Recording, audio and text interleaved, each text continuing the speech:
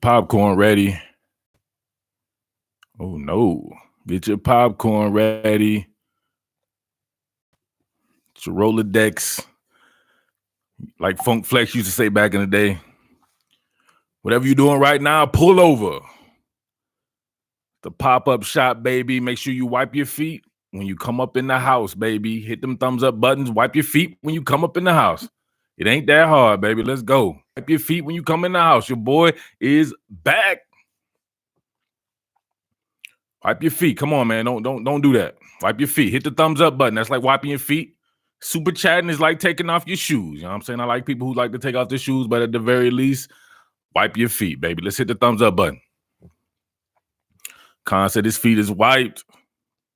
Lil Dub in the house, Gabriel in the house, Southern Buck up in the house, Ryan Mel in the house. What up, Ryan Mel? Greg, exotic orange juice glaze in the house. Aaron Pennington wiping his feet. This dude just like, I don't know what he doing. He just up in here for no reason, asking me goofy stuff. Greg Glaze laughing. Come on, y'all. Let's hit the thumbs up button. Look at it popping, baby. You know we better than everybody out here. Me and my gang. Thomas Roberts, what up? Thomas Roberts is a member. Shout outs to you, Thomas Roberts. I wish they gave me notifications on members. That would be kind of cool. I appreciate you for being a member. Thank you, thank you. Feet wiped, shoes in the corner, thumb. I don't know, your shoes ain't in the corner, bro.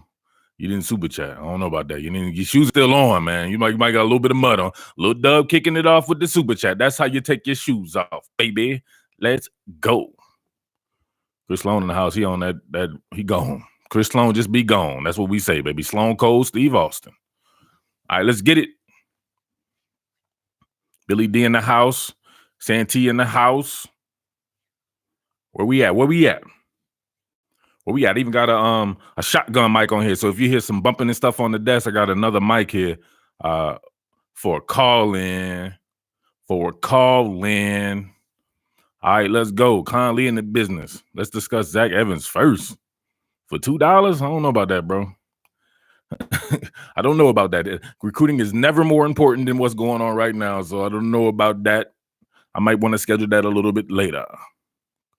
How do you call? What the hell are you talking about? This ain't no call-in show. You on the wrong thing, bro. Call-in show has nothing to do with this live stream. I told you how to call in on. Come on, Sloan. You already. Rico Wheat in the house. Ray Johnson in the house. All right. I'll give you a little bit more, right? Let's get it to 50. Come on, man. A lot of haters up in the house. Come on, haters. Go ahead, hit that thumbs up button. We love the haters. Haters make the buzz go up. George Pickens put a Texas A&M defensive cornerback on their back. He learning from the bully. That's the best you can do, man. We got some of these freshmen out here putting in 200 yards and stuff like that. This man talking about somebody pushing somebody down. What we doing? Larry Sane in the house. People cheerleading up in the house. You've hit the wrong channel with this Roll Tide and Go Dog stuff, baby. We got to get you gone. Got to get you gone. Illinois defense. What the heck? I'm confused. Thomas Roberts in the house. He got fist bumps popping. There you go. He took off his shoes. That's how you take off your shoes. All right, y'all. So let's get it. All right. So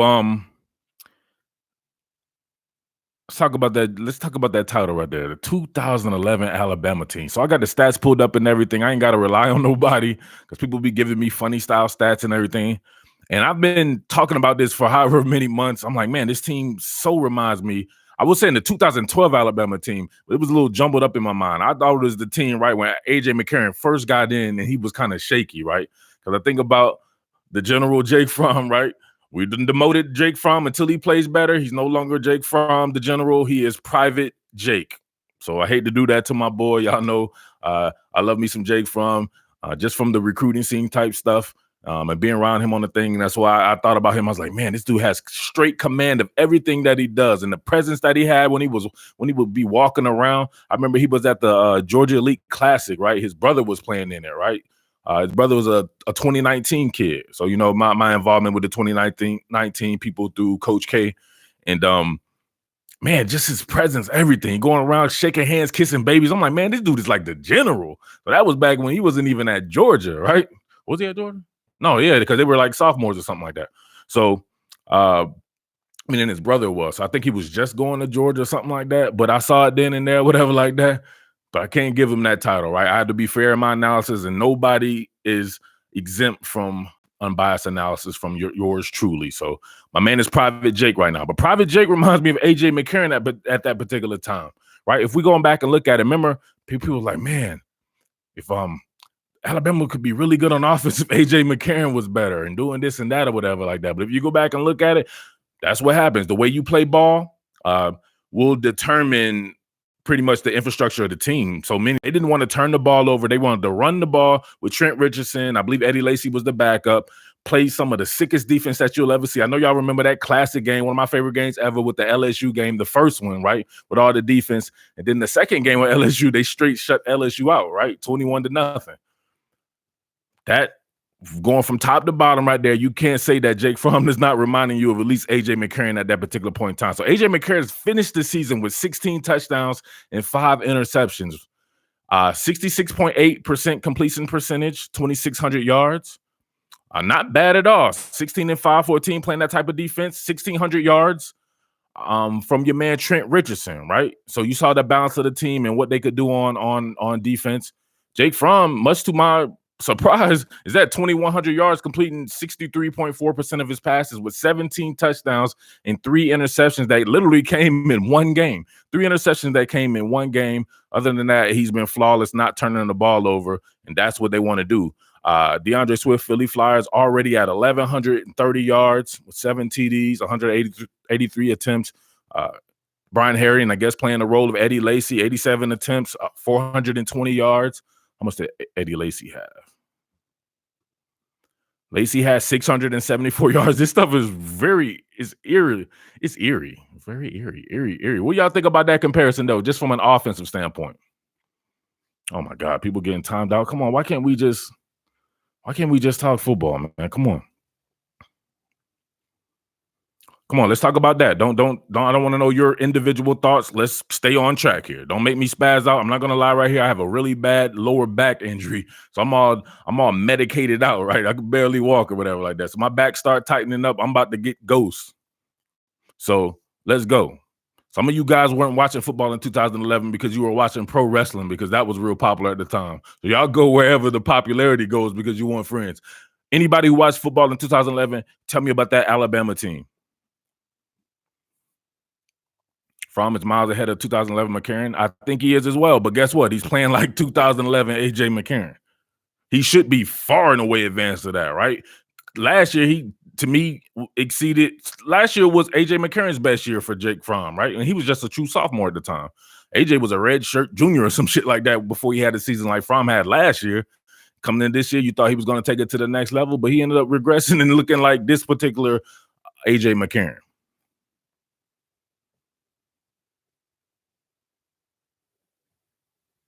Come on, let's go.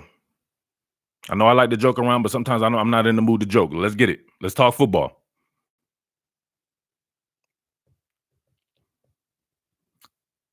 Didn't they have Julio Jones, though? That is a great point. They had Julio Jones. There's no Julio Jones on this particular team. And by 2011, that was Julio Jones's last season, I want to say. So he was the best in college football.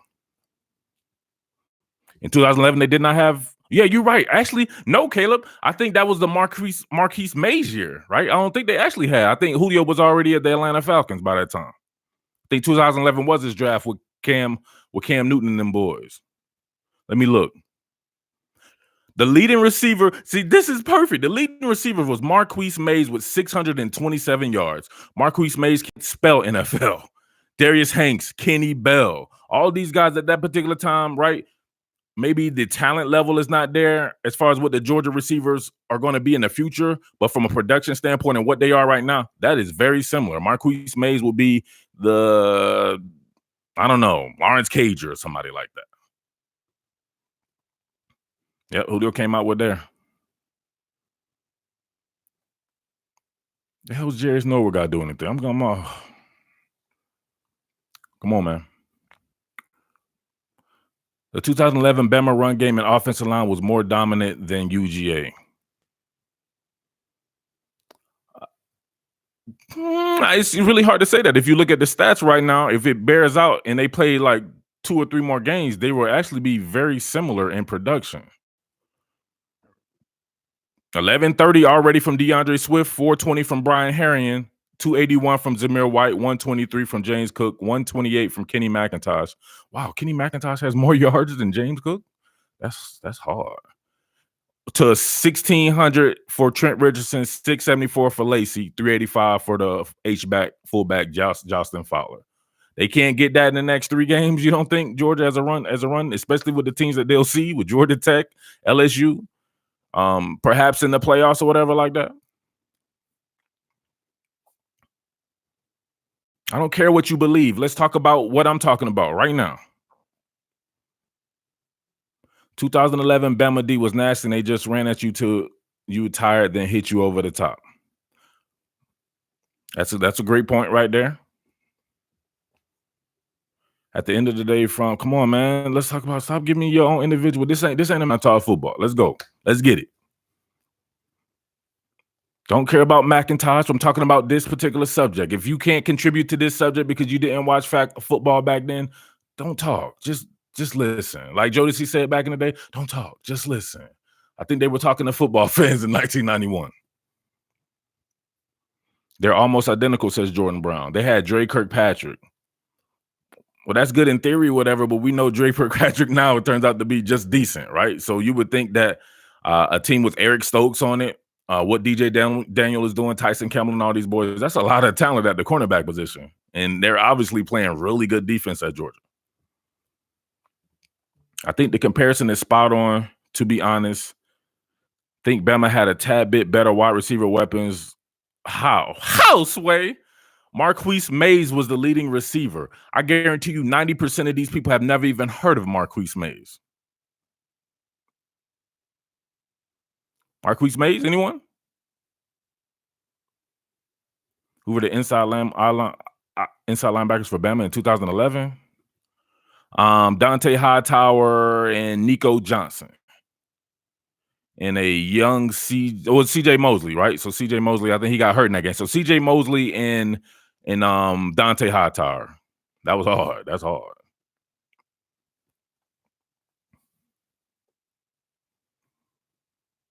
Georgia's D is very similar with Jordan Davis and Mount Cody on the D line. There you go. With Davis on the line and Tyler Clark and any linebacker. See, people can't keep up with what I'm talking about. So they don't already move the defense because those are probably your more popular guys at the time. And these people have gone on there. We're just talking about the offense right now. We get there. We got time. We ain't got to move forward. I don't know why you guys be rushing some shit, right? We just chilling. Back to offense. No more CJ Mosley. So let's go. Remember the offensive line at that time was very for Alabama was what? Very heralded. All those guys, right? What, three out of those 5 guys went to the NFL?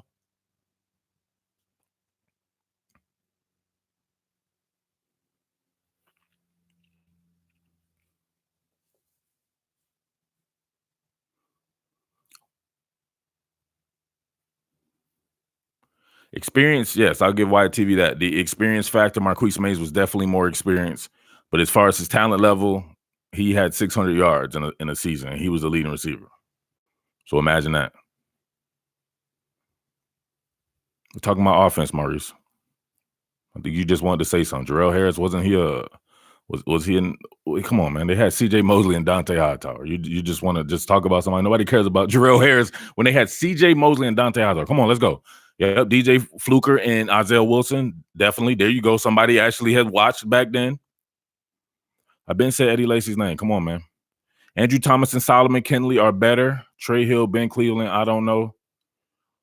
They are better than what? What are we talking about?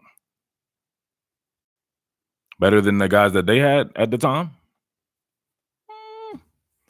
I don't know. Somebody give me the depth chart on that bad boy. Don't time people out like that. Get them the fuck out of here.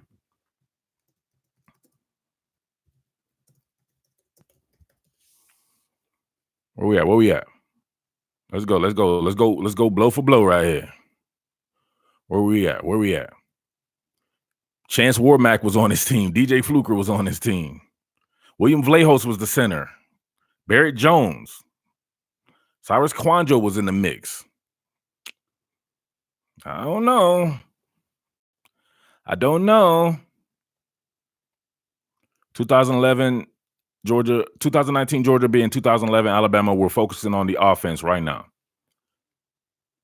No, it was no TJ Yeldon yet. He came the next year in 2012 when they had the SEC championship game versus Georgia when he was a freshman.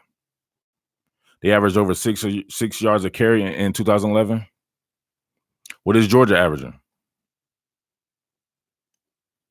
I know what the leading rusher is averaging over 6 yards per carry. So that's what you really need to focus on because that's the majority of your percentage of runs is going for 6 yards or more with DeAndre Swift. I can feel you on that, but I'm gonna focus on what DeAndre Swift is doing. What did Trent Richardson? What was he doing at that time? He probably was doing what around 6, maybe high sixes. Talking 2019 Georgia being 2011 Alabama. Talking about offense right now. Why is this dude talking about the end? Oh, tight end. That was the blocking guy, right? They had a kind of a blocking tight end. Michael Williams. Remember, he would kind of moonlight at the left tackle. So they didn't really have a tight end, and they didn't focus on tight end. They just focused on running the ball. They weren't throwing to no tight ends back then. They had the Brad Smelly cat. Y'all remember him? He was kind of a pseudo blocker as well.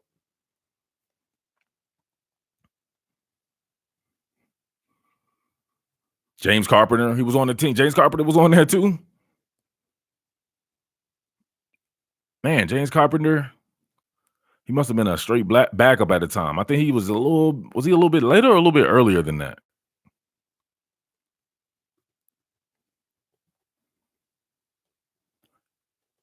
89 Williams, 89 Werner, not remotely the same.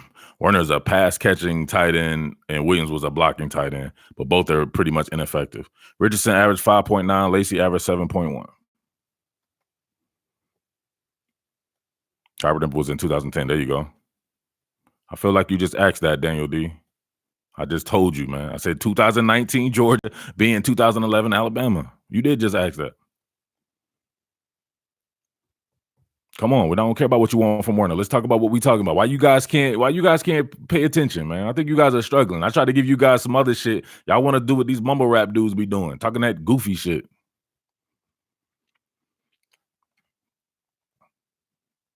Stack the box and make the QB make contested throws is where I think the UGA offense has the advantage with the running game being so similar. Stack the box and make the QB make contested throws is where I think the UGA offense has the advantage. What do you mean? Make them? Are you talking about what they're doing to Alabama? I mean, to Georgia's offense? Because they have no choice but to make contested throws because Georgia's receivers aren't getting open. Is Mays still playing in the NFL? Marquise Mays, did he even make the NFL? He might have made a practice squad or something like that, but he did not. He did not check chart up in the NFL. Lacey 7.1, Trent 5.9. Yeah, for sure. We're talking about 2019 Georgia, just like the title says. We're literally talking about what the title says.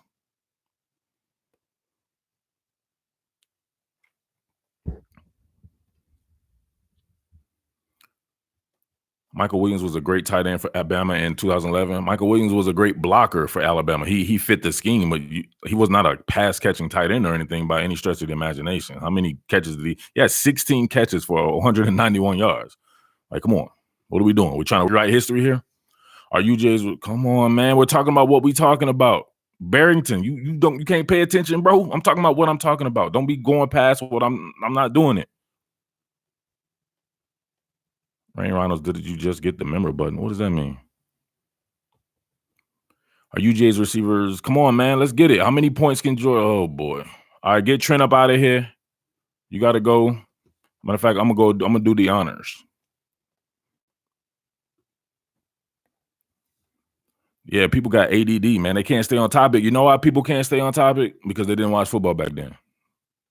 That's all I'm doing is exposing people. That's what it is. They didn't watch football back then, so they had nothing to contribute. At least be honest about yourself. There you go. I don't know much about 2011 Bama, but I do remember 2012 Bama.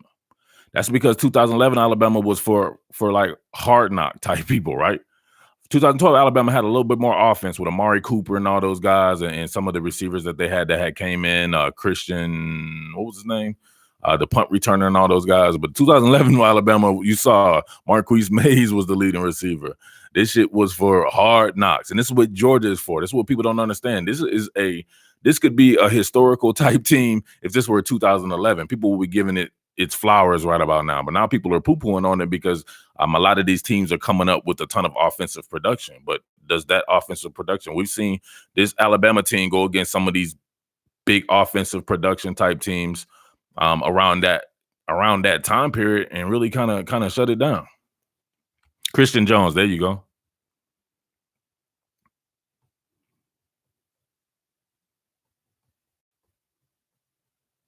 No Bama wide receiver is in the NFL except DeAndre White. I mean, besides Amari Cooper. Oh, you mean from that particular? He wasn't on that team, so y'all don't know what you're talking about. Because if you're gonna name somebody from the past teams past that, you got to name Amari Cooper and Calvin Ridley and those guys.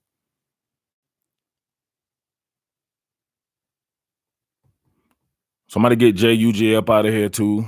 I'm gonna time you out, bro. You don't understand what I'm talking about.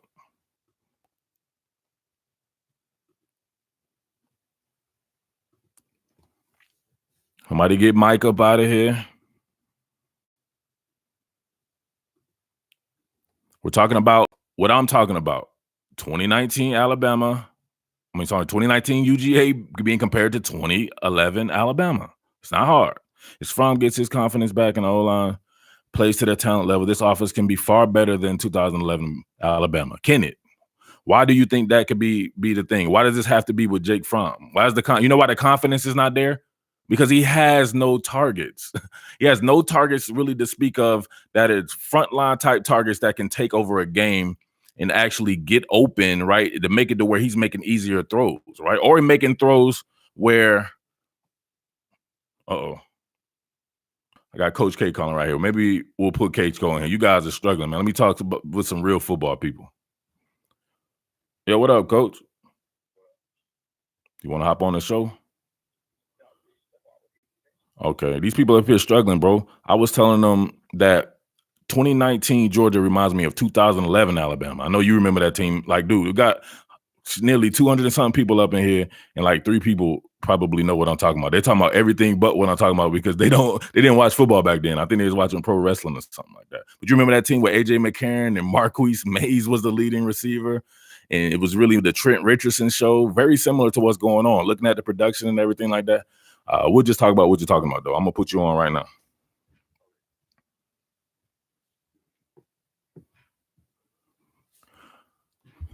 All right, Coach, you can hear me?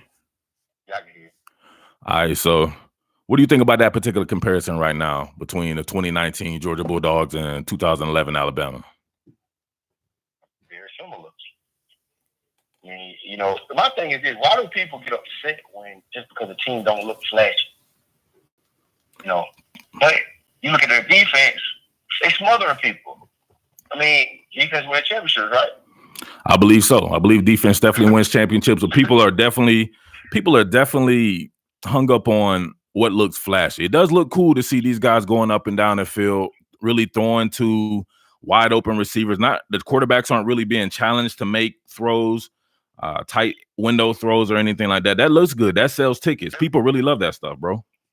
Right, but it's not gonna win a championship. Clemson was an anomaly last year because they were playing with the NFL D line.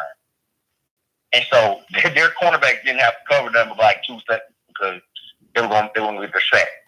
But at the end of the day, man, Georgia's defense is special. Like, it's real special. And guess what? The offense is doing enough to win games. You know, who knows? Is it a situation where they're playing down to their competition, or you know, who knows? I just know their defense is elite. Their defense is good enough to win a national championship. I think that they will give. I think they're going to give LSU problems. I think they match up with LSU perfectly because they're going to be able to run the football on LSU, and then the defense can handle what LSU's doing. I think Georgia's defense is better than Auburn. Look what Auburn's defense did to them in Baton Rouge. All right, so this is what people are going to say. I noticed this. What LSU people say on my channel, right? They're going to say, "Oh, well, Coach, we got 900 million yards against Auburn." You only scored, what, 23 points. Exactly. People are so enamored with 20 to 20 offense. I want to know what you can do in the red zone. Right. That's what makes defensive football. You can pile up all the yards you want, but if you got to kick field goals, then what does it really matter? Or what are you going to do when you're on the sideline when a team is running it down your damn throat and your offense can't get on the field? What you going to do when a team walks in your face and press the wide receivers and bring pressure? Now they're not wide open. They're not running down the field wide open. All those counter routes are thrown off. Now what happened? Similar to what Auburn did. If Auburn had an offense, if Auburn had any kind of offense, I really think they could have won that game. They put their defense in a horrible situation time and time and time again, and they stood up. They stood up. All right, so Johnny Fanboy is also going to say, but Coach K, it was raining it was raining earlier, and the field conditions weren't ideal. It's football. LSU should have lost to Texas. Texas should have beat them. What happened in that game? You were right there. What happened in that game? If Keontae Ingram does not drop the touchdown on fourth down, okay, and then if Tom Herman twice he's inside the freaking 3-yard line and goes for it, keeps the 2 field goals, and you don't blitz your damn safeties on 3rd and 17, you win the game. People don't remember that though. I mean, it is what it is. I just don't think they beat Georgia. I told you my pick before at the beginning of the season. I said Georgia versus Clemson, and that's championship. You did. And I stand by that. You did, but tell me this though. Here's the thing, though. I'm not going to completely poo-poo. LSU was doing exactly what Alabama was doing last year. This is what it reminds me of. People have short memory. LSU's not doing anything we didn't see Alabama. What Alabama did last year was incredible, just like what LSU was doing right now. Very similar, super similar setup. Both doing that Joe Moorhead type stuff, and we saw right when it got against Georgia. Stuff looked a little bit different. So people started making up the excuses, although they did pull out the game, right? They pulled out the game. So I would say that Joe Burrow's ability to create on the fly, that's what would scare me as well if I'm Georgia, because he's going to detach from the pocket. Do you have the scheme? Are you going to go outside of yourself, right? They were kind of preparing themselves a little bit for that. I thought the defense of Kellen Mond trying to get out the pocket was perfect. They did. They had a spot. Yep. They brought Tyreek Stevenson in, moved him, kept bumping him inside. Him and Devon Wilson were on the field at the same time. Yeah, that's their dime package. Right, or their money package. With the dime guy. Yep. You know what they were spying with a little bit too? They were rotating people, so that's the best way to spy somebody. They sometimes would spy with Jermaine Johnson. Yep. You're gonna keep fresh guys as the spy. Keep fresh guys at the spot. I like that. All right, so moving on past that, man. So we seeing some stuff coming on with the University of Texas out there. I don't know how much you want to talk about that or whatever, but people were asking me about that. I was telling you before, man. You got Kenyatta Jr. out there at Guantanamo Bay. It's looking real bad over there, and it's Beirut. There's stuff blowing up, and I don't know what's going on over there. But what's your thoughts on the situation at Texas, bro? I've never seen. And I said this on social media. I said people don't fail, systems fail, and the system failed. The system failed the kid. You know, when you're so stuck in your ways and what you do, and you're not willing to adjust to the talent that you have, that's a problem. You know, you got a quarterback. I think Ellinger took steps back this year. Oh, he did, definitely. But guess what? He was not allowed to do. They stopped him from audible. He couldn't audible. They wouldn't let him audible? No, he couldn't audible anymore. And then the defensive scheme, the biggest thing that I had a problem with it was this. When people think about the Big 12, they think about, they're going to throw the ball all over the yard. No, they're not. The Big 12 is such a power run first. It's a power run out of the spread. Kansas State does it. Iowa State does it. Oklahoma does it. You look at all these teams that they want to run their quarterback, a lot of RPO. You can't have 8 DBs on the damn field when people are running power. They gonna gas you down they gonna gas you. So again, I don't think everybody wants to blame the kids and everybody wants to blame injuries. I'm not buying the whole injury thing because you recruited well enough to substitute for the injuries. You got 5 stars backing up 5 stars and 4 stars backing up 4 stars. You got to coach those kids up and get them ready to play. But I just don't like the scheme. I don't like the 3-man front. You can't set the edge. Teams are running it down your damn throat because you got 8 DBs on the field. Like, come on, man. Like, there's no base defense. There's nothing to go to when teams are driving it down your damn throat. You have a big bread and butter. Go ahead, Coach. You broke up a little bit at the end. No, I said you don't have a base. They don't have a base defense that they go to as their bread and butter. You blitzing the safeties from 20 yards depth. They're not getting home. You bubbles in the defense. That's right. And I mean, you just see it. You see it every week, man. It's like, you're Texas. You should not lose to TCU. You should not lose to Baylor. You should not lose to Iowa State. You should not almost lose to Kansas State. You should not almost lose to Kansas ever, because you got better. You have way better personnel than these guys. Should never even be that close. So somebody in the one of my guys right here, Conley, says, Conley said you on that Centennial Wireless plan, but Conley also said that Todd Orlando needs to go. He said I'm on the what plan? Centennial Wireless. You got one of them cheap. Oh no, I'm on the Ronald Reagan.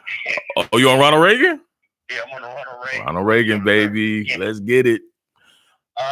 He said Todd Orlando needs to go. What do you think about that? I'm not going to say anything about anybody needing to go, because at the end of the day, that's not my decision to make. I just feel like with the talent that they have, like we talked about last week, almost everybody on their defense is either a 5-star or a 4-star kid. There's not too many schools in the country that can say that on their starting defense.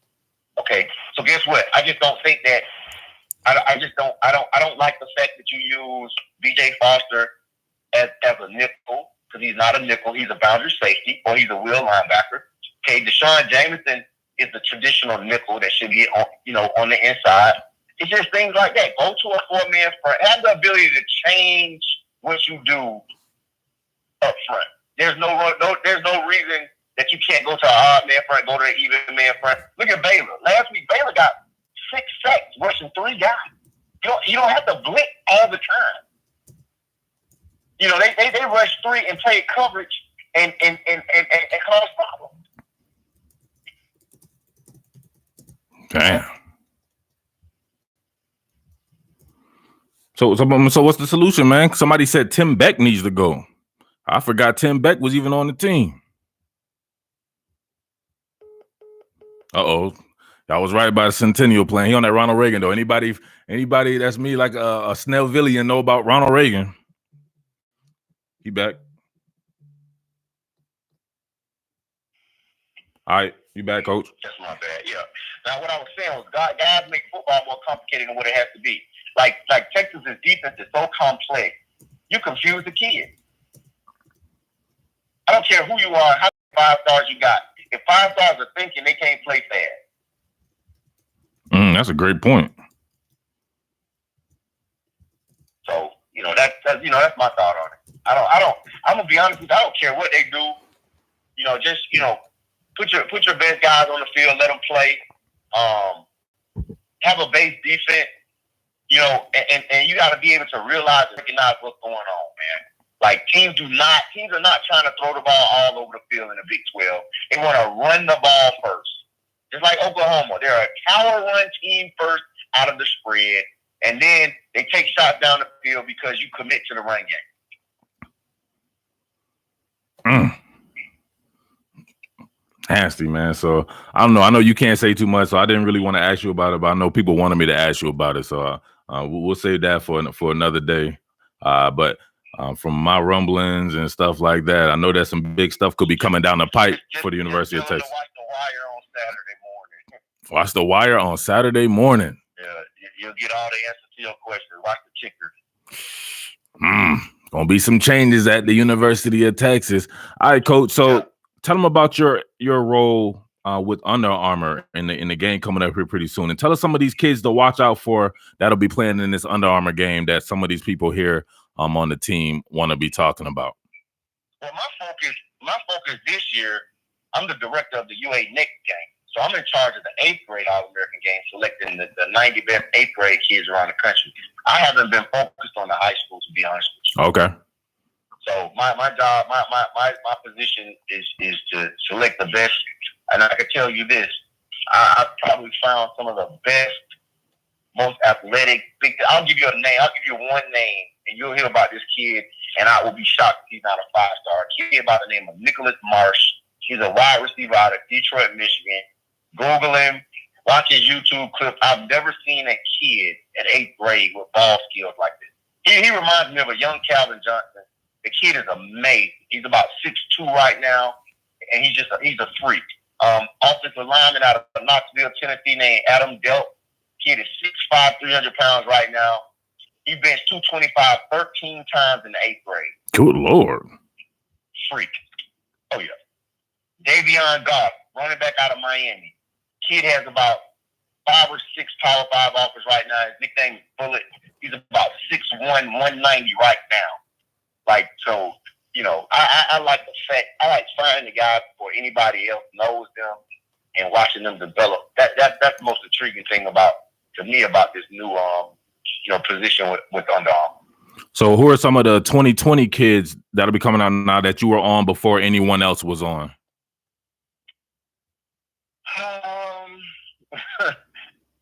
2020 kids. I really think. I haven't even really been focusing on the 2020 kids. But who are some of the kids that you knew about? Because you told me about a lot of these kids a long ass time ago. Yeah, like we got let's see some of the kids. Like we knew about Josh Downs. We knew Josh Downs was gonna be a phenomenal athlete. He's going to North Carolina. Broderick Jones, the lineman Broderick Jones. Going to Georgia. In the 8th grade. I told people in the 8th grade he was gonna be a 5-star based on his body, and you know he's a 5-star.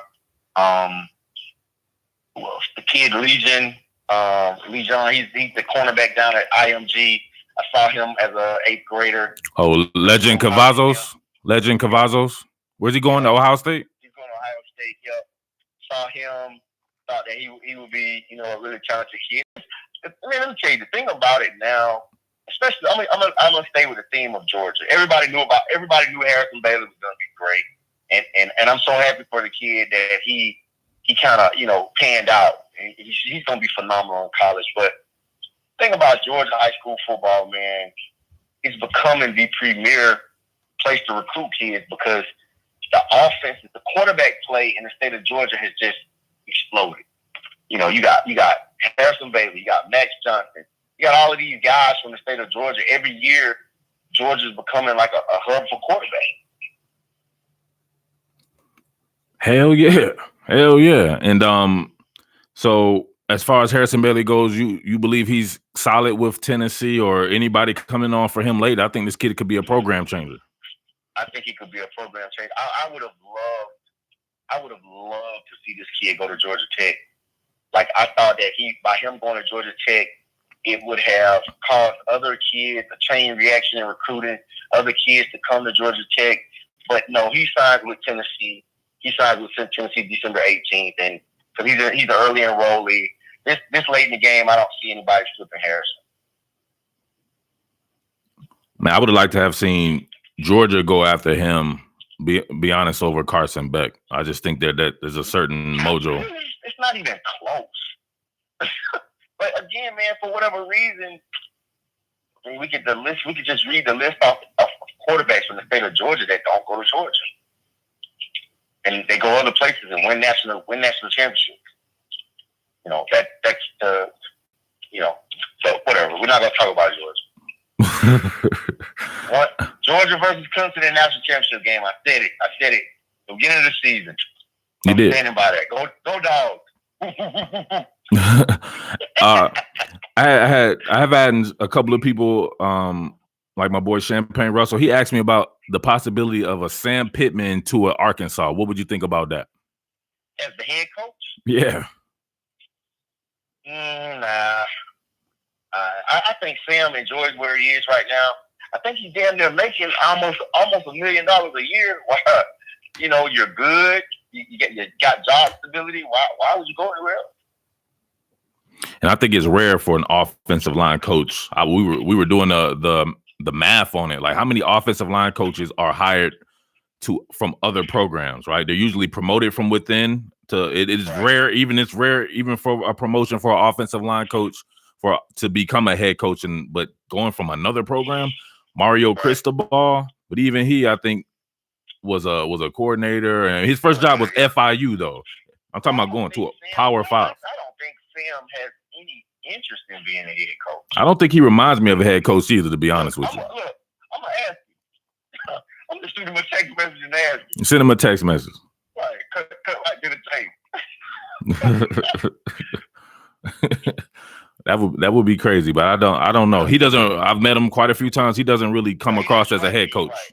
Now I can see a guy like Jim Chaney going to Arkansas trying to be the head coach. That's the one that somebody should have asked about was Jim Chaney. That makes sense. But Sam Pittman is hot right now. Jim Chaney should be hot right now. What he's doing with Tennessee. Tell me about what you've seen from Tennessee this year and the growth from those guys.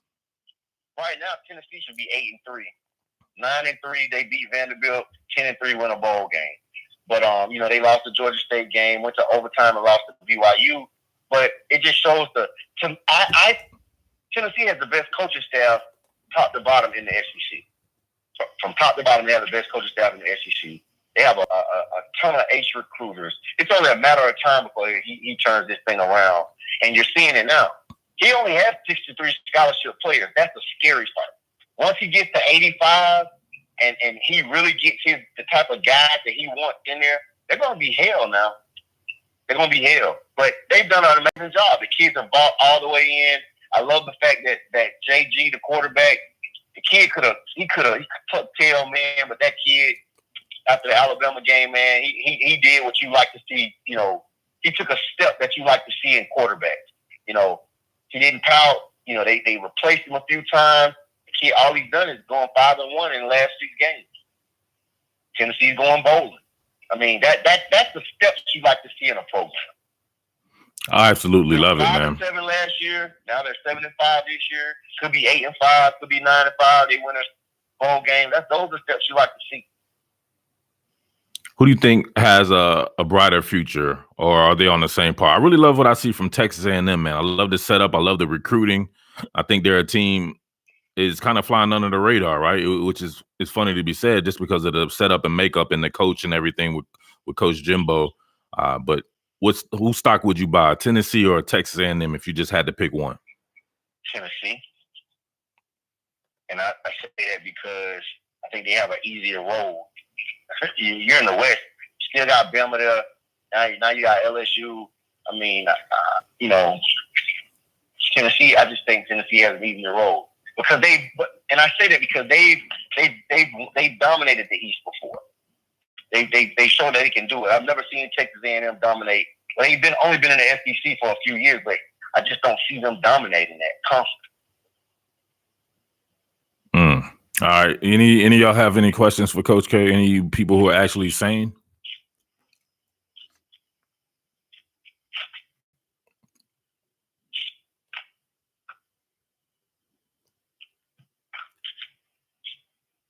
You don't understand why people are saying Malzahn is on the hot seat? Frank Wilson back to LSU as a what?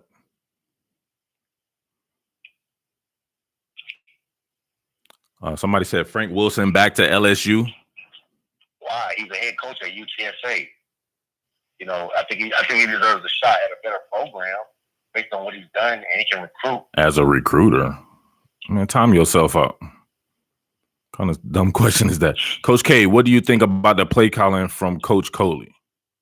The hell? What kind of question is that? I think that you know, they have too many weapons to be as stagnant as they are. How about that? Yeah, that sounds like a question you don't ask Coach K. Give me a better question for Coach K.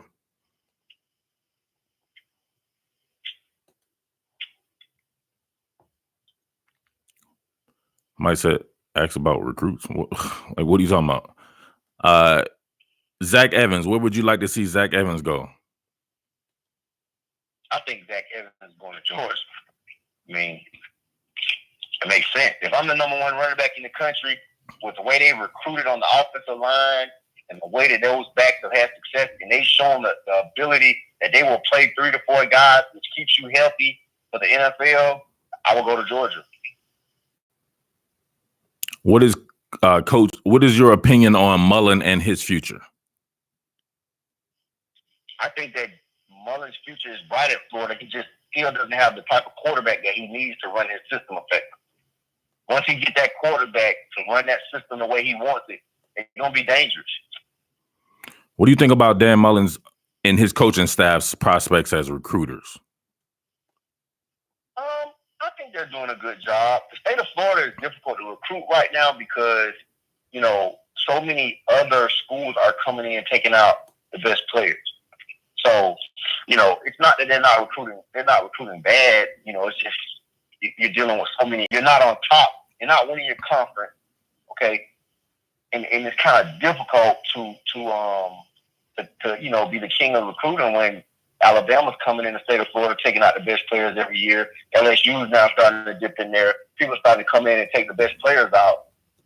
So, you know, they're doing a good job. What is your experience with those guys as recruiters? Who are some of the standouts on that staff that you've been around? Todd Grantham, obviously. You know, he does what he does. I've been dealing with him for a very long time.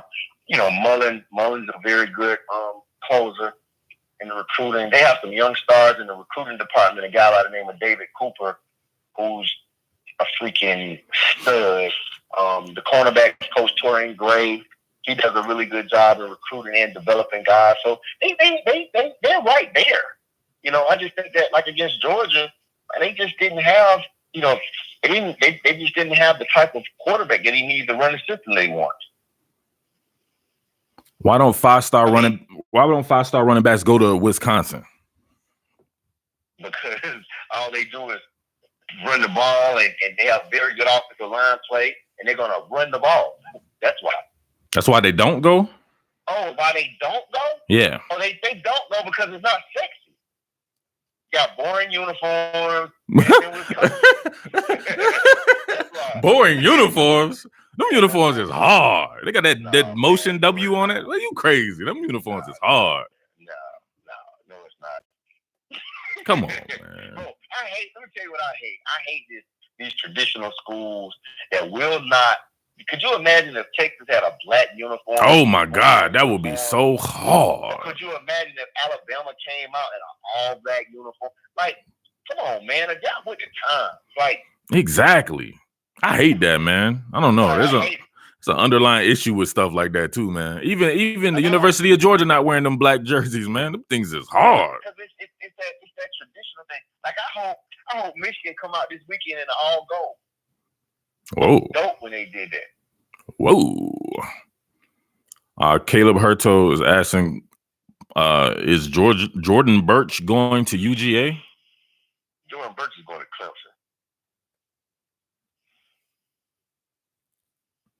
Clemson. Okay. Let me see what we got here. Where we at? I think he already answered the Florida question there. What about Darnell Washington, Coach K?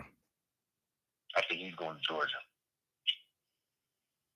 All right, so tell me this: if you're advising a kid like we've done, right, ton of times, would you suggest somebody like Darnell Washington go to a Georgia? What would be the attractiveness to Georgia for a kid like Darnell Washington? Georgia hasn't shown that they could target the tight ends or anything like that. There are some of these teams like, see Kyle Pitts. He's going to win. That's it. I mean, that's it. To be honest with you, there's no other reason because you're not going to get the ball.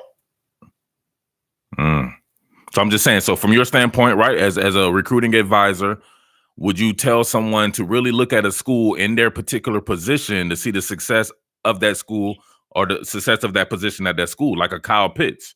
I know he's seen what they're doing with your boy Kyle Pitts at Florida. But that exactly. Or man, let me tell you, I go to Boston College. They pump tight ends out, and he would go in as a true freshman. He would play 3 years to go to the league. It's not sexy enough, coach. The uniforms are boring. You're right. But I'm just saying, we're talking about teams that really use a tight end. Wisconsin uses tight ends. Who else? Stanford, Boston College, Florida, Stanford, schools like that. But it ain't Iowa, right? It ain't sexy. Not sexy at all. That's crazy. But these kids be going there and then they be languishing. Why would Jeremy Ruckert pick Ohio State? He's one of the best tight ends that I've seen at some of these camps. He was killing boys. I don't even know he exists anymore at Ohio State. He's an NFL talent. Kids fall in love with the logo and they're winning and want to be a part of a winner, and they don't understand. Hey man, they just don't understand. It gotta be. What is your end game? Like I tell kids all the time, if you have no interest in playing in the NFL, then go to Alabama. Sit there for 3 years, play your senior year. But if you want to go to the NFL, you better go somewhere where you're gonna get on the field immediately. Maurice is asking in typical Maurice fashion, goofy question. Think Gus should lose his job if he loses the Iron Bowl? No, I think he loses his job if he loses the bowl game, because that'll be 5 losses.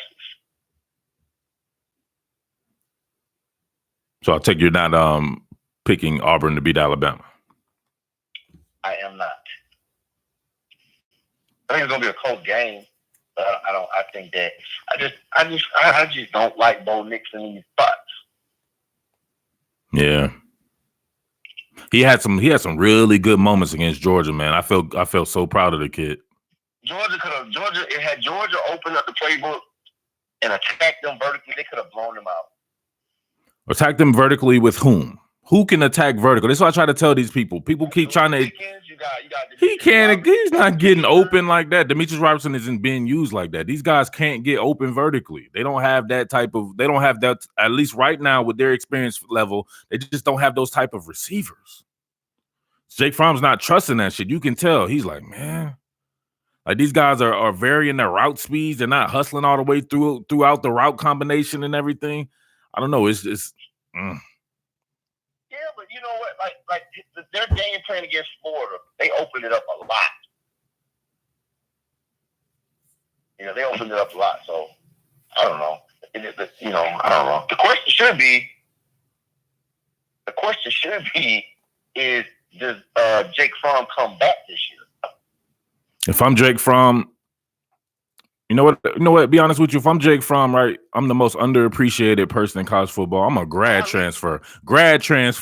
I would like to see him grad transfer, get the hell up out of there, and then show them why they should respect him. You won't believe the amount of disrespect this kid receives on my channel and throughout my Georgia coverage, bro. I still think if he comes out this year, he's a top 10 pick.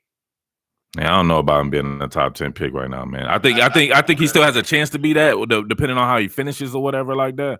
But I don't know, man. The shine is off him, and I don't know. Maybe the NFL will look at it and they'll do like we do.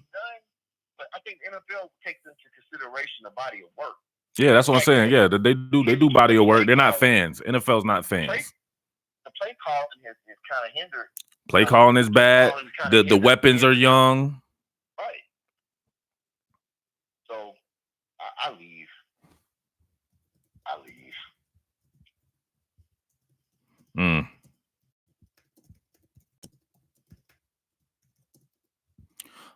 What about, man? I don't know about that, man. I would leave too, to be honest with you, but not from the standpoint. I think he come back next year, whatever. Everything probably be a little bit better for him right there.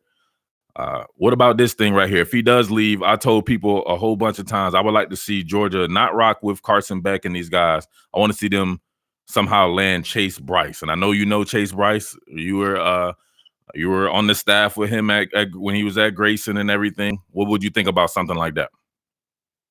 What's crazy is this: Georgia never offered Chase coming out of high school, and I think, if I'm not mistaken, Chase can graduate this year and be a grad transfer to go somewhere. I don't think he's gonna leave Clemson though. Man, he would sit there and just wait till Trevor Lawrence to leave and have 1 year to play. There's no guarantee he's gonna play then because DJ UGA. Exactly, that's what I'm saying. You know how hard that would be. He would be beloved here in Georgia. I don't know. He grew up a Georgia fan. You know. Yeah. I thought that. You know, I thought that would be an amazing place for him to grad transfer to. Man, I want to put the bug out there, man. I want to put the bug out there. Chase Bryce to Georgia. That would be hard. Yeah, it would be. You know, it would be good, but they never offered. He's 26 miles from the University of Georgia as a 4-star quarterback. Had every other offer, didn't have Georgia. Somebody said his granddad played at UGA. Yep, grandfather played at UGA.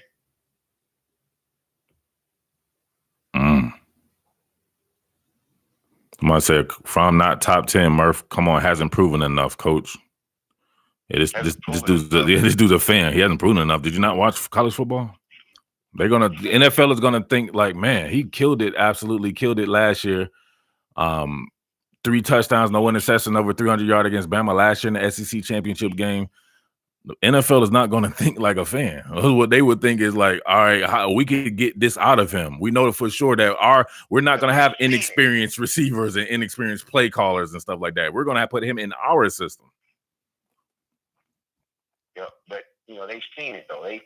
Again, the body of work is there. The film is there. He's shown that he can do it. He's an accurate passer. He doesn't make dumb decisions. You know, and I think it's time. I just think it's time for him to go. Looking at Tua's situation, does Tua come back? Man, if I'm Tua, I'm leaving, right? You got injured every single year, and you stand to make generational wealth. Suppose you come back next year and get injured again. You've shown that you get. Yeah, I think he was injured as a true freshman. I think people forget about that. I think he got injured in that spring game. But here's the thing that you question, though. That hip injury that he has is the same thing that Bo Jackson had. Well, then you definitely need to go to the NFL, bro. Yeah, but my point is, you know, first of all, who's advising him? There's no way in hell that if that was my son, he wouldn't have had some kind of, you know, insurance policy. Mm-hmm. Knowing that you knew coming into this season that this was going to be it for you. Nobody advised this kid or his family to get a insurance policy. I don't know what to tell you. And he's never the same. Like Bo Jackson. Then what? NFL doesn't have guaranteed contracts.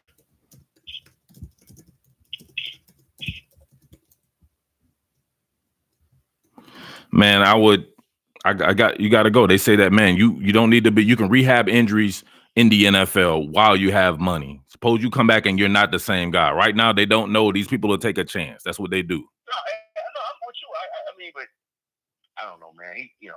I don't know. Do you take a chance? You're a GM. Do you waste a draft pick on a kid that's coming out? Think about this. So he's not going to be able to walk.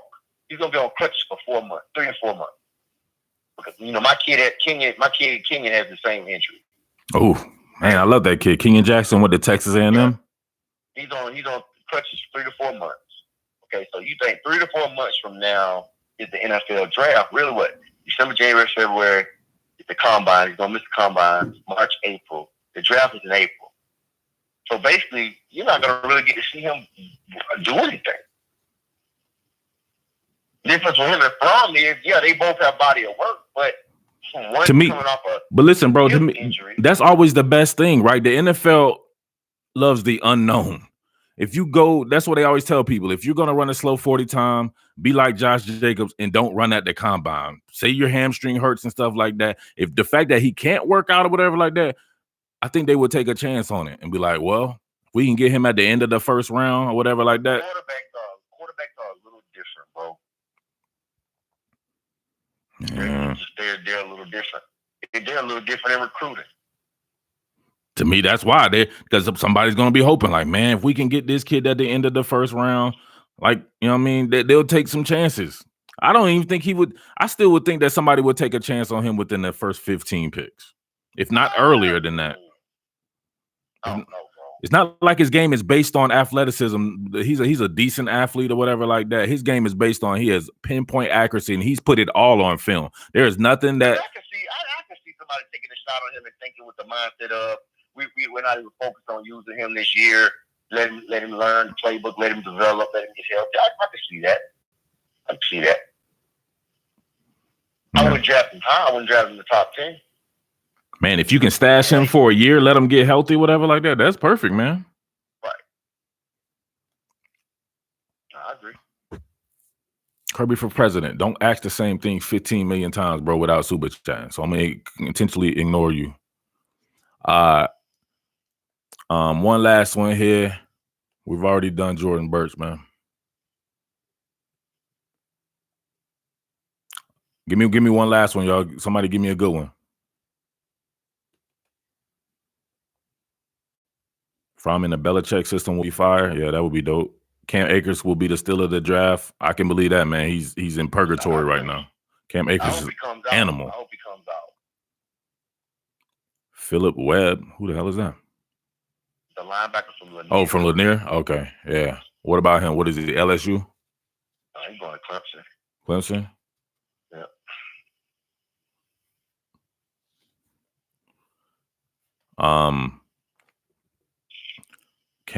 Keely Ringo. Some 55 people have asked about Keely Ringo.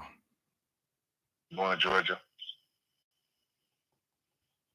They said they need Keely bad. Why do you need Keely Ringo bad?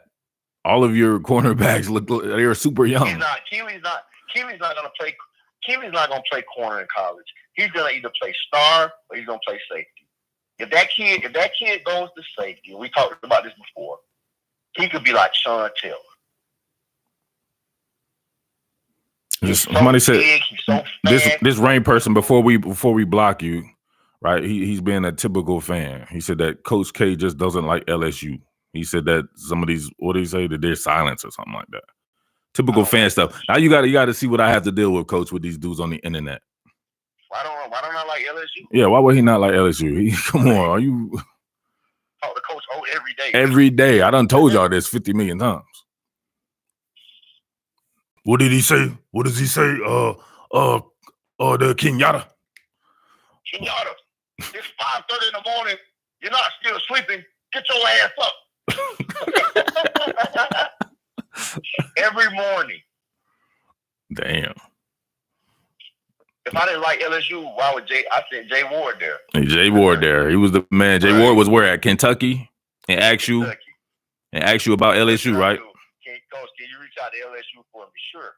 Reach out to Coach. Oh, hey, we just played this kid. He can play. He's long, very athletic.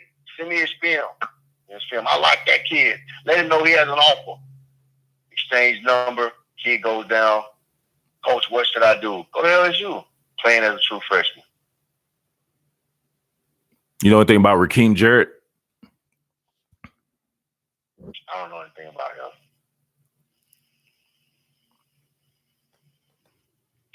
All right. Arian Smith from Lakeland. The running back? Is he the running back? No, remember that receiver that they made? He jumped like 900 spots. He jumped 1,000 spots, and you barbecue skewered Barton Simmons. He looked good in his Speedo. So Barton Simmons in them, and you barbecue skewered that man. Oh, shit. He's not going to Georgia? I thought he was going to Georgia. No, we'll do the lead work here, but I think it's crunch time. So let these people know, when do recruits really lock in their stuff? Tell them about the end of recruiting, right? And how crazy it can get with stuff that is a little extracurricular and everything going on. Recruiting is not dead until it's dead. If you get what I'm saying? Yeah, it's not dead until it's dead. Recruiting is not dead. It's not dead until that until the ink is dry. Because I've seen some crazy stuff happen. And where you thought kids were going to go here, just like the Derrick Brown situation that happened a few years back. Everybody just knew where Derrick Brown was going until all of a sudden he put on the Auburn hat. Nobody saw that coming. So it's crazy. I can tell you this, like with Owen, if Jimbo Fisher stays at Florida State, Owen was going to go to Florida State. And then 2 days before signing day, Owen was going to Tennessee. And then Gus came in the final home visit. Owen was like, Coach, I'm going to Auburn. So it's never over till it's over. Tank Bigsby. I love Tank. I thought that I would have been on him more if I was Georgia, more than the other two backs, simply because he's an in-state kid and he's just as dynamic and he plays better competition. What do you think about Kendall Milton? Have you been around him before? I haven't been around him. I just, watch his film and, you're the biggest kid on his team, seems like.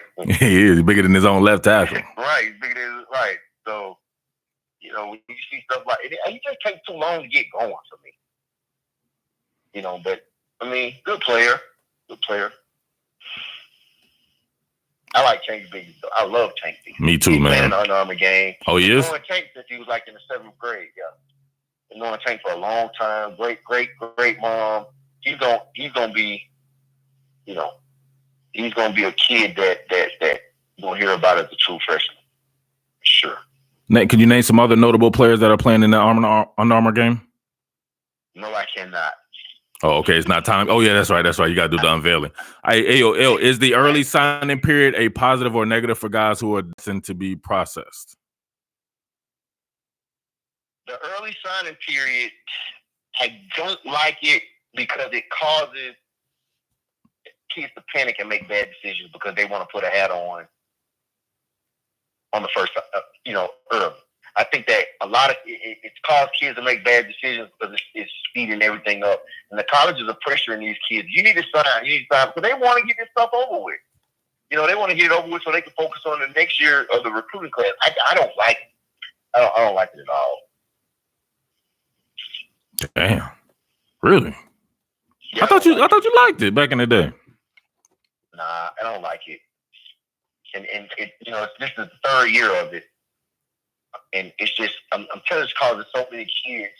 It causes so many kids. Look how many freshman kids were in a transfer portal before the season started. Every week we were seeing a high-profile freshman kid transfer because, again, you just finishing your high school season. Okay? Now you got to sign. You think the teams are still in the playoffs. Okay? So in the state of Georgia, for instance, the state championship game is the second week in December. Mm-hmm. Okay? Then you sign 3 days, 4 days later. Like, have you really had time to really focus on this stuff? And I just like having the month of January for the kids to take their visits. There's no football practice. They can really take that month to focus on their recruiting. And if it's, not focus on it because you've already been focused on it, but trying to decide, hey, sit down with your family. There's no practice and there's no games on Fridays. And now kind of like just have, 45 days, to kind of sit down and say, hey, let's make a good, sound decision. And that's why, again, you're seeing so many kids into the portal because they're rushing to make decisions. They're being pressured to sign. Well, if you don't sign, then you're not really locked in. But that ain't true, coach. Maybe I just want to make sure, Mm-hmm. You don't put an engagement ring on the first girl you see, I wouldn't. Some of these dudes do, though, on this chat. Right, but some of these 18, 19-year-olds, you got 17, 18-year-old, 19-year-old kids that are making decisions that's going to impact the rest of their lives. And you can't tell me not all the time they're making the best decision. A lot of these kids don't have parental support. The parents are bigger fans than the kids because the parents want to post that my son is blessed to receive an offer from the Ohio State University. Oh, my son just signed with Ohio State. Or my son signed with Alabama. Did you look at the roster? Did you maybe think that's the best place for the kid to go? You know what I'm saying? Mm-hmm. So, I don't know. A lot of times parents don't do their homework, which in turn affects the kid. Like Brew McCoy, like your boy Brew McCoy from Texas? Well, that's a whole different. I can't even get into. I know you can. I know you can, Coach. I'm good. Be quiet. Just be quiet, Coach. I'm gonna save you from yourself. Yeah. I just can't even get into that. All right, Coach. Well, I appreciate you hopping on, man. It's always a pleasure. We got to get your podcast back up and running in the rotation so you can get back to nailing these kids and pause. nailing these people over their head with this information that, you know what I mean, that people just can't get anywhere else, man. There's nobody like you in the game. There's a reason why you are where you are, my big bro. So I'll talk to you later. You got anything else to say though? That's it, bro. Go Dogs. Go Dogs. All right, man. Peace. All right, y'all. Y'all goofy, man. Y'all was saying some goofy stuff, man. Y'all be asking this stuff. You know this dude can't talk about some of this stuff, man. Why y'all gonna be asking him stuff like that? You trying to get this dude in trouble? What's going on, man? All right, so where we at? About to get out here in a little bit. Look at that, man. You got a whole lot. Who can do that for you? Hit recruiting. I told y'all when recruiting is up, then we'll talk about recruiting. Y'all been asking me about recruiting for like 10 weeks.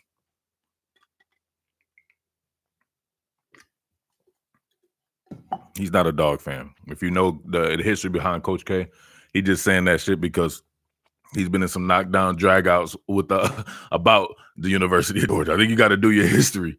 People from the University of Georgia absolutely hate Coach K. They think that he wasn't. It was the reason why they weren't getting certain kids from his school, because none of the kids, right? His school had 10 Division I signees, and none of them signed with the University of Georgia. So people were blaming him as if he had anything to do with stuff like that. Just dumb stuff like that. Jazz Jackson, what up? What up? I'd like to thank all of the YouTube college football content providers who have pursued me, but at this time I'm shutting down my recruitment for the next several years. I'm committed to Murph and top billing. All right, Jazz, you got to pause that though, bro. You still got to pause that. But I appreciate that for sure, man. Don't be cheating on top billing. People up here talking about what did somebody said? Somebody was talking trash. That's what people got to do, baby. They got to talk about us. We don't got to talk about them though. You never ever hear me mention these clowns. They said I was rude to him or something like that. That's what it is. You gonna get if you say something dumb on top billing, you gonna get rude Murph. That's what it is. Can Edwards-Helaire run against Georgia? Man, that Georgia run defense is phenomenal. I'm gonna say that Edwards-Helaire can have a little bit of success just because I know they have to focus on that passing game for sure. I think he can have a little bit of success, but straight up just running on Georgia, Georgia too loaded. You know how many players Georgia's playing? Like, do y'all actually look at some of these substitution packages? That's why the 2000 Alabama, I remember looking at that and how many people they would bring on and off the field. It was crazy. Absolutely nuts and bananas. You know what I mean? Nuts, bananas, chestnuts, whatever you want to say. It was crazy. The University of Georgia is rotating like you wouldn't believe. 25 to 30 dudes. Good Lord. I don't know about that, but it's a lot. Who's better, Mac Jones or Bo Nix? That's a kind of a tough one on me, man. Bo Nix has more experience, and Mac Jones is old. Who has? I think. You know what? They're not too dissimilar to me, right? Bo Nix may be a little bit better athlete. Mac may be a little more polished. I don't like Bo Nix's throwing motion. Spy on Burrow, man to man. Y'all already know. This is nothing new. The same way I told you to beat Alabama last year that everybody got mad about, the same exact thing, right? Don't blitz these dudes. No need to blitz them. Rush 3, drop 8, spy. Do that on most of your money downs right there, and you're going to force these guys to leave the pocket. Had to have a mix of man and zone and everything like that, but we'll get there. Y'all, you know what I'm saying? Y'all rushing the judge. But y'all saw when Ohio State and Penn State played, they had success, right? That's exactly how you play someone like Justin Fields, right? He's a one-and-done read guy. Half fields, scan progression reads. He's coming off of that first read and darting. That's what they want to do. That's what they're teaching him to do. You can tell. He's not scanning anything. He's looking over there. It's going to be an out route, a comeback route, or a 9. That's very elementary school, youth ball type stuff. I should have asked Coach K about that. He had hit me up during the game. He's like, man, Ohio State plays youth ball. And I knew exactly what he was talking about because this is the shit that I've been saying for how long, right? That doesn't mean it's not impactful because they're playing youth ball with a whole bunch of NFL players. Same thing with LSU. They're playing youth ball. The shit is extremely simple, but it can be simple because you don't need to scheme up guys like Justin Jefferson and these guys. That's what makes it so hard. They don't have to be schemed open. They can get open regardless. And you're simplifying something and making it that easy on someone, it's murder. Burrow's a one read? Nah, Burrow's not a one read guy. Rain, shut up. You were pissing me off doing the thing too, bro. I think you know what I'm saying? You top billing, you know what I'm saying? You may not be mature enough to be here. Jalen Hurts is a one read guy. I wouldn't say he's a run read guy, but I know that that's schemed up enough to where he should know before. See, this is what you don't understand. In saying that someone's a one read guy, do you not see what Burrow and Justin Fields and Jalen Hurts do right before the snap? They look over and get the signs, right? They get over, get the signal, and they know where to go based on what signal they get. There's really no need to really scan something like that. You can pare down your reads, right? Instead of going from 1 to 4, you can pare it up from 1 to 2 because you know exactly where to look at because you're getting the cheat code from upstairs. Did anybody see Jake Fromm looking over to anyone? It's a whole different way of operating. He's not looking over to anyone. He's having to decipher the shit himself. And it's just way different. Earl Walker, what up? Wipe my feet and the shoes are off. Let's go. Earl taking off his shoes like a man. That's how you do it. You don't be like the Kirby Smart people here who ask the same question 813 times and then super chat. I hit you in the head with this damn Yeti bottle.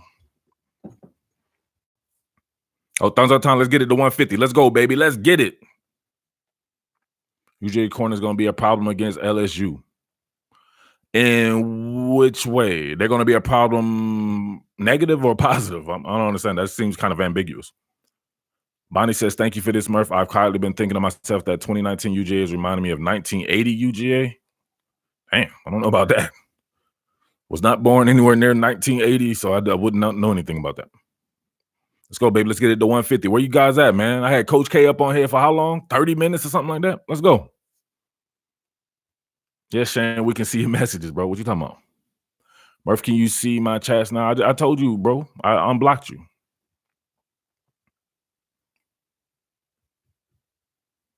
She said that because the last time they won the championship. Yeah, that's a little strange. We're going by what they really remind you of, though. It's 2011 now. They don't remind me of 1980 Georgia. Just like everybody that wears the same number don't remind me of each other as well. What did you miss? Good Lord. I can't even go over what you missed. You missed 30 minutes of Coach K. You missing me getting frustrated. No, don't do that to Larry Sane. Larry Sane is, why you do that to Larry Sane?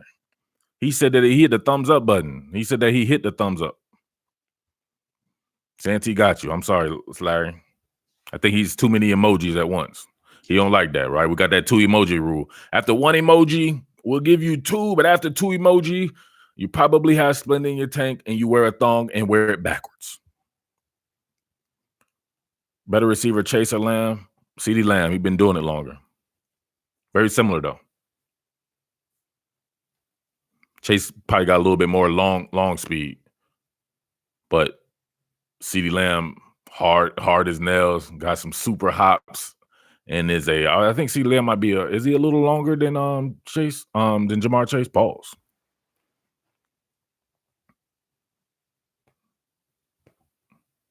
Rain, you asking some weird questions. How long has Rain been in here? So I feel like Rain is extremely new or something like that. That muscle relaxer contact was hard today. Murph Doodle, like he went to Club Flamingo. He did get that call. He was getting it popping. What's Club Flamingo? Where's that at though? I don't know about that. I know about what's the joint here that I had my bachelor party at? Chase around 6 foot. Yeah, what CeeDee about 6'2"? Or Chase 6'1"?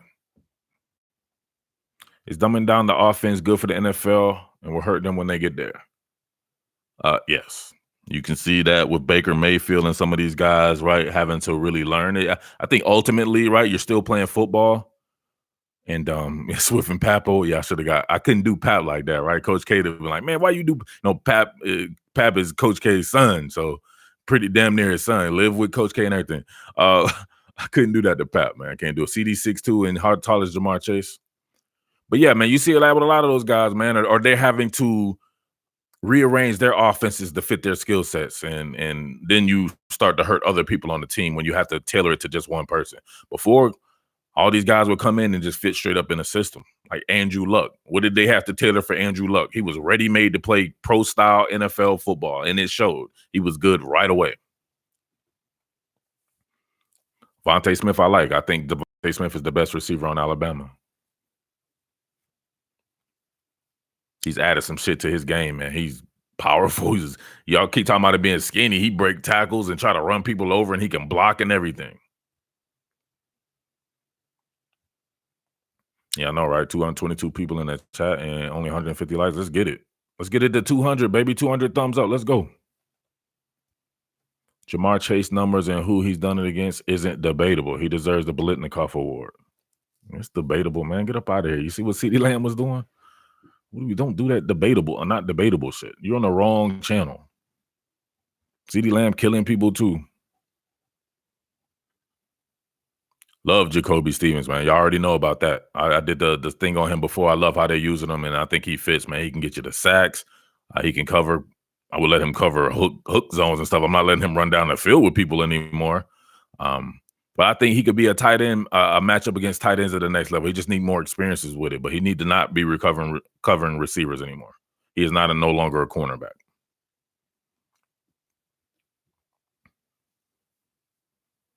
Yeah, LeCount did do your boy dirty. That's what I don't like about Richard LeCount. Like Devontae Smith busting Richard LeCount ass at this camp, right?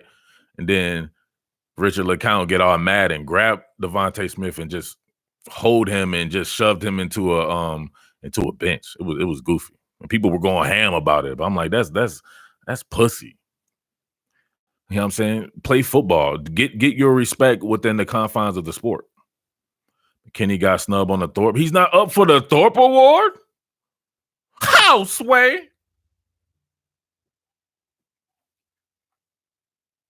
Kobe's kind of biting Delpit on a little bit. I think Jacoby's probably playing a little better than Grant Delpit. Remember, he doesn't have as much tenure at being a safety or whatever like that. He bounced around from offense to defense and everything like that. And now we see him getting a little bit more tenureship in the position. And he's looking very much like a Grant Delpit, right?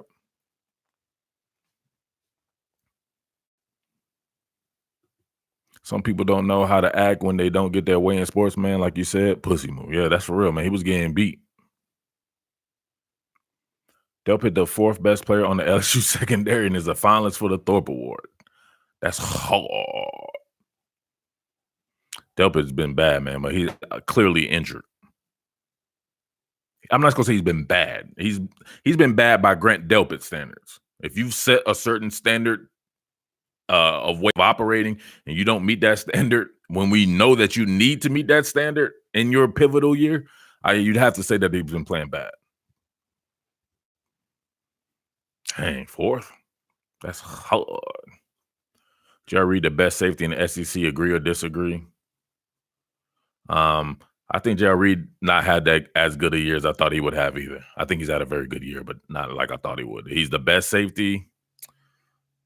No, I don't know. I have to think about that. Don't get me wrong. He's been good, but I thought he's going to be a little bit more lights out.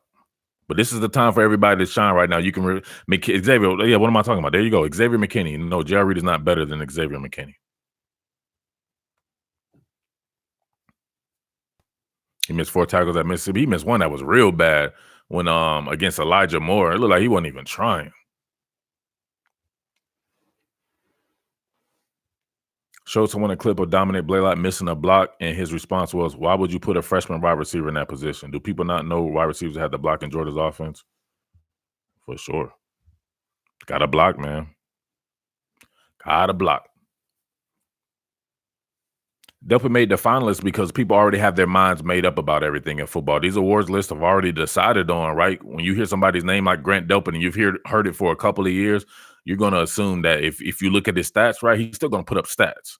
But stats are empty if you don't know exactly what's going on. They don't tell the whole story. If Pickens has a good game, the Dogs will beat LSU. I think that's too cut and dry, man. He can have a good game and they can still lose. And why is it Pickens? I'm confused.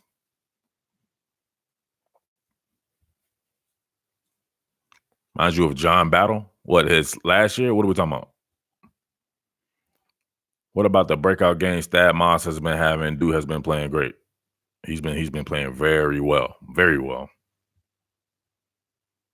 Yeah, I hate end-all be-all statements as well. Jeffrey Okudah or AJ Terrell?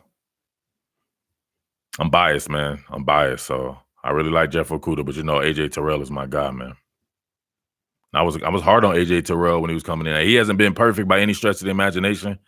Matter of fact, I'm not sure if he had the type of year that I thought he may have. I wouldn't be surprised if he'd come back, right?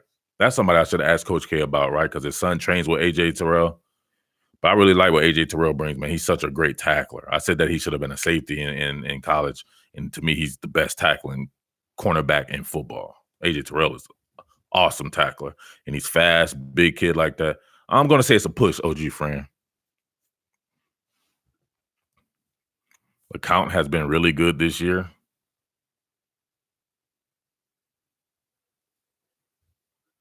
Wow. Okay, you can improve, but what does that have to do? You say he's been really good this year. I can I can show you all kinds of just in this last game. Dude was giving up touchdowns, and you just go. I'm telling you, when people like you, they do the opposite of what they do. Jay Fromm can do 50 million things well, right? Private Jake, he can do 50 million things well. He do one thing wrong, people will ride that. LeCount does 50 million things wrong. He get a fake ass fumble return, a fumble recovery from somebody else that forced the fumble or something like that. People will only remember that because they like him because he did the little recruiting thing. He's trolling me. Nah, I don't think Jazz is trolling me. I think that's actually what Jazz believes. If you're consistent with Jazz, Jazz is around a lot, so I know Jazz's thoughts. That Jazz really believes that. The count is so inconsistent, but talent. Yeah, he's very talented. He is extremely tough. Said he's fast as hell. He's all about that work, man. You know what I'm saying? He's a hardworking cat. He's physical in his mind. At the very least, he's not going to turn down the funk. He just can't complete the play. But he takes poor angles. He tries to throw people down. He's too little. Even I'm telling you, what play encapsulate that was the play where the man gave up a first down, but somehow ripped the ball away from the tight end at Texas A&M, right? Instead of him just getting the guy on the ground, he has to go for something like that. So what would have happened if that guy would have held on to the ball, though? You would have just given up a key first down for no reason, just because you had to do something like that.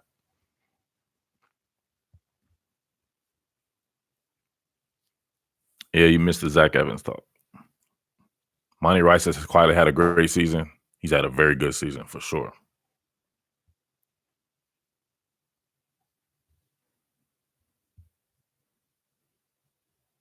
He didn't want to get hit. You hope Richard LeCount comes back to have no. I hope Richard LeCount leaves.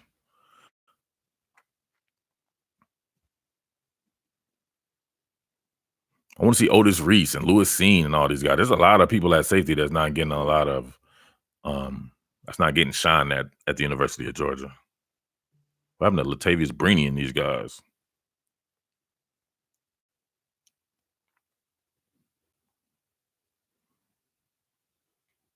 That Moss will be the most valuable player if LSU plays Ohio State. He has been a great chip blocking and being available for checkdowns. No doubt about that, for sure. But I don't think Ohio State's pass rush is necessarily limited to just Chase Young, though. They have some other guys, too. Please, yes, I want to see more Adam Anderson, for sure. Justin Healy. No, I didn't see Zach Evans run for 350 yards last week. I'm sorry. I don't dig high school players. Not that big of a deal to me, fam.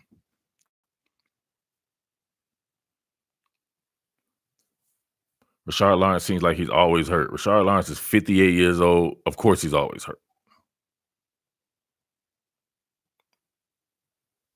Seeing Reese and Stevenson at the Star. That's hard. What about your boy Devard Wilson? Everybody's on the bully now, but everybody wanted to tell me about Devard Wilson last year. What about Mark Webb? He would be back for his senior year, right? He's clearly the nickel. He's still the nickel. No matter what, he's the nickel. He got them neckeds. His neckeds is fire. Told you he got them neckeds of your boy Coach Smart and Dan Lanning sword fighting. Those are the neckeds you don't want nobody to see when you sword fighting with your homeboy. If y'all know what I mean by sword fighting. LSU smashed UGA last year with a weak offense and an okay defense. The fuck that got to do with this year? Pretty sure Alabama smashed LSU last year. Does not matter. This is this year. Somebody tell this dude to go play around and kick rocks. Kick rocks and let that anvil hit you on top of the head. Thought Wilson would be QB2, cornerback 2 in 2019.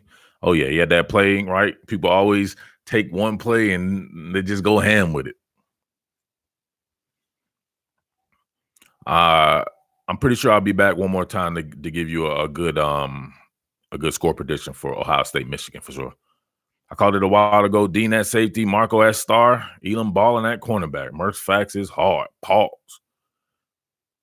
What? Dean at safety? What we talking about? Dean ain't playing no safety. Did I miss something?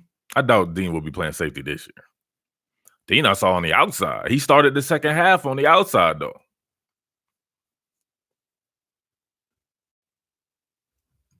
Marco at star is hard, though. Marco was hidden like the water boy. I'm like, what Marco Wilson is that? Matty Waddy. Why that sound familiar? Swift Pharmaceuticals Incorporated, best muscle relaxers on the market. That's the Philly Flyer, man. Philly Flyer Pharmaceuticals.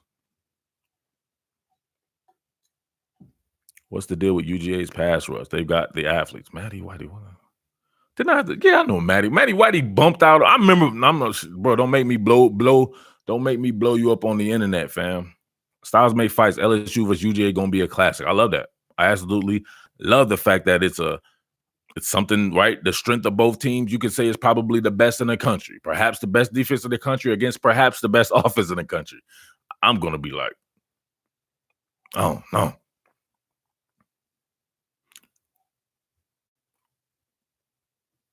Dude, yes. Now that you said that, I definitely know who Matty Whitey is. Matty Whitey, damn.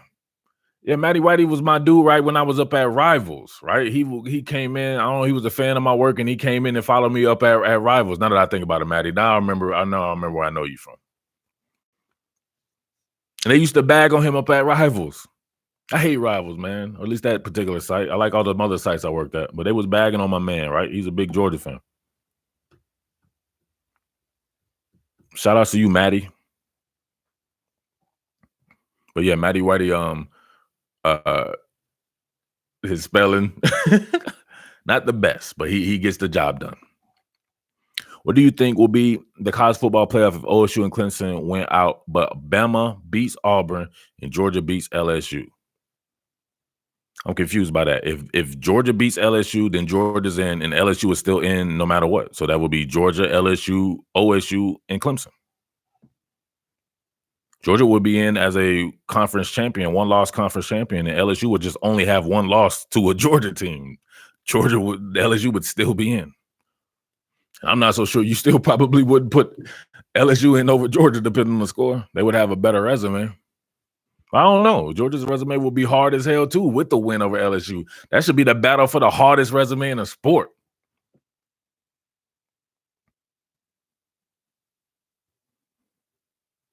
Yeah, Bama will be null and void there. If Georgia wins, there's no Bama.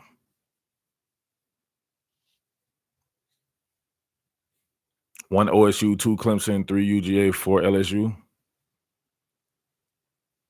I would like to see that just because you wouldn't want to see LSU and Georgia play each other back to back. But imagine if they did play 2 times in a row. That would be crazy.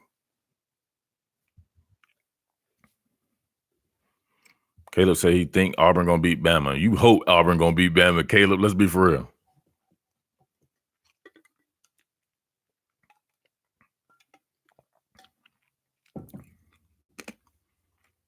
UGA can't beat LSU twice.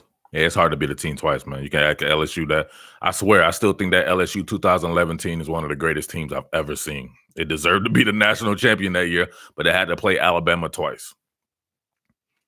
Go look at the talent on that 2011 Alabama LSU team. Wasn't that the LSU team that played Oregon that year too? That game was hard. Don't come in here with Go Tigers and all that shit, bro. You on the wrong channel. Like, what do grown men get out of saying cheerleading chants? Like what does that do for you? You come around a bunch of men and say Go Tigers. Like, you know what I'm saying? What you trying to do? You know what I'm saying? You trying to take pipe or something like that? Ain't nobody trying to pipe you. Don't be acting like no cheerleader. They played West Virginia too. That was hard. OSU versus LSU, one of the best in a while. What you mean? If that game happens, it'll be one of the best on the wall? I don't know what he do. Oh, he had too many emojis. One emojis is fine. One emoji is fine. Two emojis is suspect. Anything past that is pipe. You probably take pipe, wear thongs backwards. That's what we do. That's our our legend. That's our legend. Read the keys up there. Bama does not have Tua. Who cares if they are out now? With Tua and like Flynn. I don't know about that, man. They still have a very talented team. Like, I don't like we've seen teams win we've seen less talented quarterbacks win. That team is loaded on offense. I don't understand what you're talking about. It would be about the defense. The offense, I still think, is going to be able to do some stuff, right? You're working with nothing but even Najee Harris, right? He's completely changed my perception of him, right? Remember, I've been hard on Najee for the past 2 seasons, right? I'm like, he's a tiptoe burglar. All he wants, he's 240 pounds, but he plays like he's 140 pounds and stuff like that. This man is an animal. Najee Harris is a damn animal freak, right? You still have him. You still have that offensive line. You still got Brian Robinson. And then you have 4 or 5 of the best receivers that you could possibly have on offense. It's tailor-made for a QB. That's QB-friendly personnel with a QB-friendly scheme. And you're working with an NFL offensive coordinator, a former head coach. Like, you got to be kidding yourself. Like, relax. Even without Tua, with Jalen Hurts, they were winning, right? How many games did Jalen Hurts lose at Alabama? Cardale Jones. That's hard.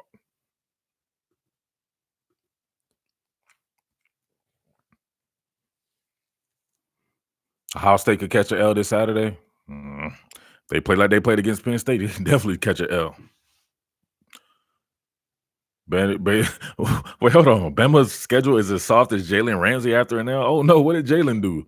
Remember y'all told me that Jalen Ramsey, y'all say he like to drive the boat or something? Y'all said he had a little splint in his tank. What did he do? What happened to Jalen Ramsey? Did you notice how Justin Fields struggled passing against better competition? What you talking about? You even watching Top Billing? I told you he doesn't. I can tell when somebody what they can do. I told you about the elementary school offense that he's playing in, what they're doing with him, and everything like that. You can tell that he's designed to struggle against better defenses because they're going to take away his primary read at the very least, right? So if you're watching that and you understand if you can bracket those people right on the wide side of the field, they want to go to that first and foremost that out route or that comeback route to Chris Olave. It's difficult. It's probably difficult to defend. But is it really difficult to defend if you throw extra bodies out of it? They rushed 3, dropped 8, and I saw Justin Fields' eyes was like he didn't know what to do, so he took off, right? But then they spied him with some weird dude that wasn't athletic enough to be spying him. They could have spied him with Micah Parsons or something like that. They would have really made Justin Fields struggle in that game.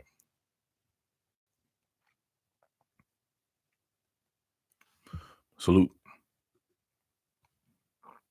Somebody get this dude up out of here, man. Don't be coming in here with some other dude's name. Like you already in a fruit basket for that anyway. Let that man have his own name, bro.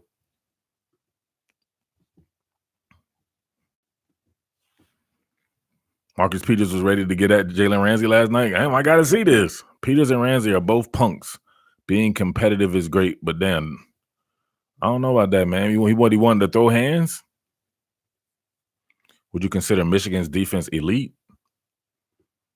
Michigan has a very good defense, man. Just very good defense, coordinated by perhaps the best defensive coordinator in the country. Is it elite? I think it's very good. Not elite, though. Jalen won't throw hands as AJ Green. Jalen didn't want to run it with AJ Green? What? Oh, I think I remember that.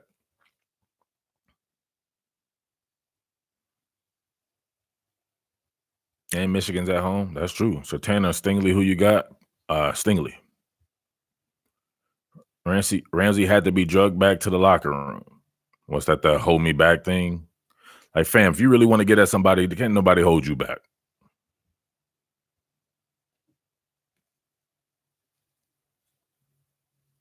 Oh, what I missed something? Somebody tell me the college football playoff rankings. I didn't see it. Obviously, I was on here. What up, Mild Menace? Wolverine shut down OSU youth ball offense. We'll see about that. You still got to stop it. It's still loaded, right? Loaded with NFL talent. Great offensive line, a very good offensive line, great running back personnel. Still loaded now. So just because they're number 1 OSU, 2 LSU, 3 Clemson, 4 Georgia, 5 Bama, 6 Utah. Okay. Man, Oklahoma is getting jobbed, man. Why is Oklahoma not in this? I don't understand that. Kansas State is not a bad team. Who did Utah lose to? USC? I think Patterson's a trash QB. I guess I don't know. I think we throw the word trash around a little bit too much. I'm pretty sure if we look at Shea Patterson that he's not trash. We've seen trash quarterbacks. Damn, Oklahoma is 7, even though they beat Baylor, and they got to beat Baylor twice.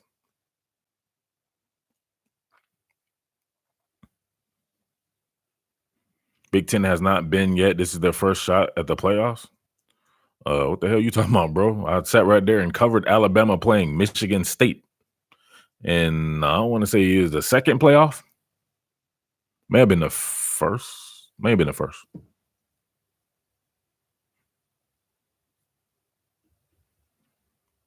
Oklahoma has a better resume than Utah. Yeah, I don't know, man. Maybe was it Oklahoma fatigue because Oklahoma's been in the playoffs every year since the playoff was invented almost. Who's going to be LSU's QB next year? I don't know. Big shoes to fill, though. Oh, yeah, Ohio State. Yeah, Ohio State's they won the first playoff, and then Michigan State was in the second playoff, right? What's this person talking about? It's their first shot at the playoffs. Miles Brennan? Oh, yeah. If you're new, people know don't come in here ask me about no teams I root for and all this and that like that. It only gets you timed or blocked. Talk to me about football. Michigan State made it into the playoff. You don't remember that? How long you been watching football, bro? Yes, they played Alabama. That's when I covered Alabama. I'm confused. Come on, man. You guys been watching football for like two hours. 0 points against Bama. Yeah, it wasn't a good showing. It was a good showing. Jalen Hurts was a quarterback now that I think about it, so it was like 2015. It was a good showing for Michigan State's defense, though. Y'all remember what happened after that? Your boy Lane Kiffin struggled like a mug and pretty much got fired. He got fired before the national championship game, and then Alabama went on to lose to Clemson the first time. 42-0. I don't think they scored 42 points. I think Michigan State's defense actually played pretty well in that. It might have been more like 24 points. Don't quote me on that, though. What was the score of Michigan State, Alabama? Hey, Siri. What was the score of Michigan State versus Alabama in the college football playoffs in 2015? Damn, you're right. 38-0. I remember them being mad about Lane Kiffin, though. I don't know how to go back and watch that game. Sorry, I didn't quite. Siri's struggling. Washington gave Bama a great fight. Washington?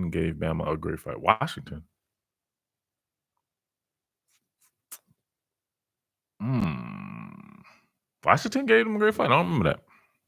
I don't remember them giving a great fight. I just remember Michigan. Why was Lane Kiffin let go? Right, it was some weird shit going on with the. I think, matter of fact, now I think about it, the offense didn't they have the non-offensive touchdowns that year in that game? Still in the Michigan State game, I think the offense kind of struggled a little bit. Remember, Lane Kiffin was let go, so we do know that, right? Anybody remember that?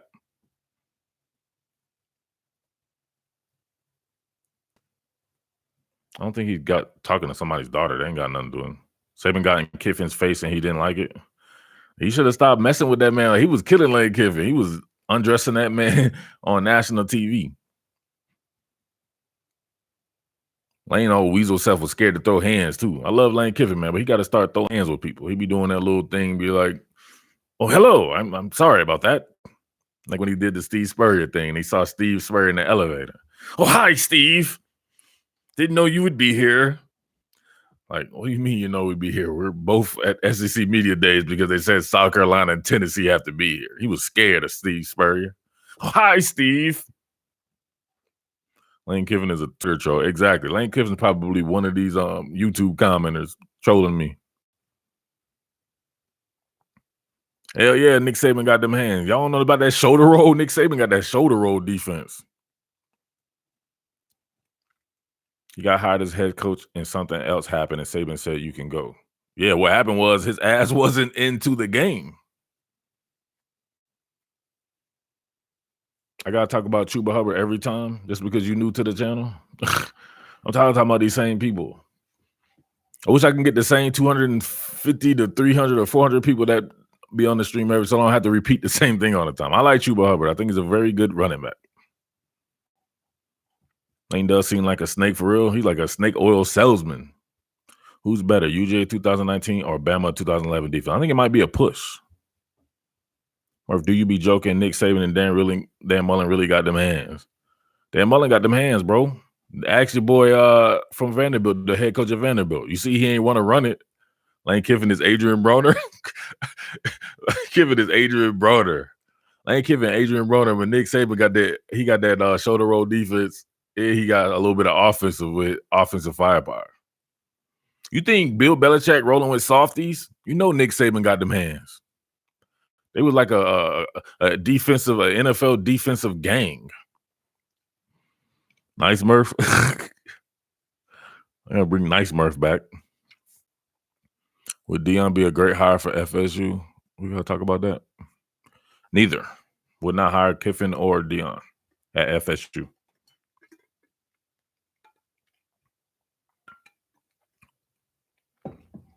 And Coach O is like Deontay Wilder. Coach O got that power. You right. Coach O don't got no punching. He don't got no speed, but he got that power. Once Coach O land on you, it's night. Like, come on, boy. Come on, throw one at Coach O. Throw one with Coach O, baby. Coach O will let you take 2 or 3 shots right flush in his face. Coach O will eat that. Like, oh, that's all you got, baby. I've fought tougher gumbo than that. Boom, one-hitter quitter from Coach O. Coach O got them hands. Coach O is Nate Diaz? No. Coach O is Nick Diaz. Nate Diaz sucks. Knock him out and then go get the gumbo. Anybody got a little gumbo on him? I heard Coach O used to run people pockets too. He hard.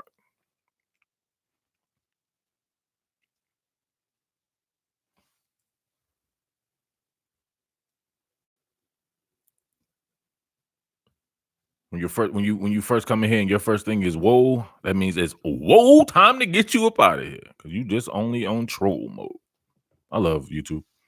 Nate is little brother. Thank you, Murph. I'm confused. Oh, you meant Nick? Oh, you ain't meant Nate. Nate is garbage.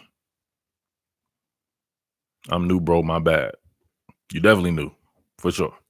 Coach O is Brock Lesnar? Nah, he ain't Brock Lesnar. Brock Lesnar didn't like taking punches. Remember when Brock was in the UFC, you touched him, man, on his Brock game. No parts of taking any type of physical punishment. Nate got heart. Woo! He has heart. And he also has like 40 losses. If you knew, you got to hit that button ASAP. Yeah, exactly. Let's get it to 200. 200, baby. Let's go. All you content creators that's watching, hit the thumbs up button too, man. Y'all be all on my shit, copying me and everything. Let's go, man. Coach O is like George Foreman. That's a good comparison. Coach O is definitely George Foreman. Coach O is the Gypsy King. Nah, Coach O don't got defense, though. Coach O be taking them flush shots. He just can eat them real good. Gypsy King's one of the best defensive fighters in the world. Nate got a chin. Who cares? He sucks. Nate is for people like Caleb Hurto, people who be saying that Mac Jones is better than Jake Fromm or whatever.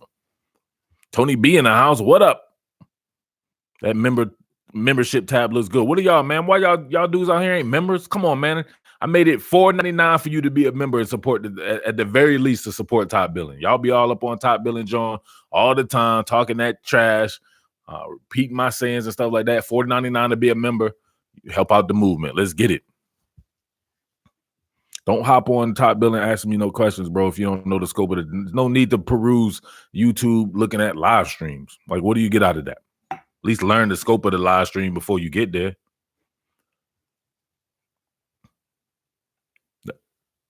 Who cares when I got it? If it's there, do something about that. You learn about that. Who cares?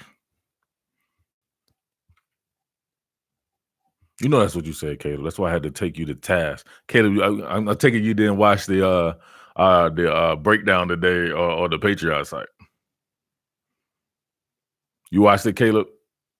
Michael Kelly, let's get it, baby. There we go. Let's get some new members up in here. Y'all be out here bullshitting, man. Y'all know y'all want to roll with top billing. Appreciate it, Michael Kelly. Thanks for becoming a member. Okay, has a top 25 defense this year. I think it does. It's very close to it. Oklahoma's getting jobbed, man. I feel bad. John Emery Jr. and Zach Evans going to run wild next year. Kind of lame shit is that?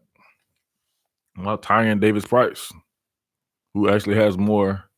You definitely ain't watched it yet. You definitely haven't watched it yet. Caleb was the worst. TJ knew and saying shit like that. Exactly. He knew and he coming with the what do you call it? The casual fan stuff. Let's sweat all the 5 stars. What about Tyrion Davis Price, man?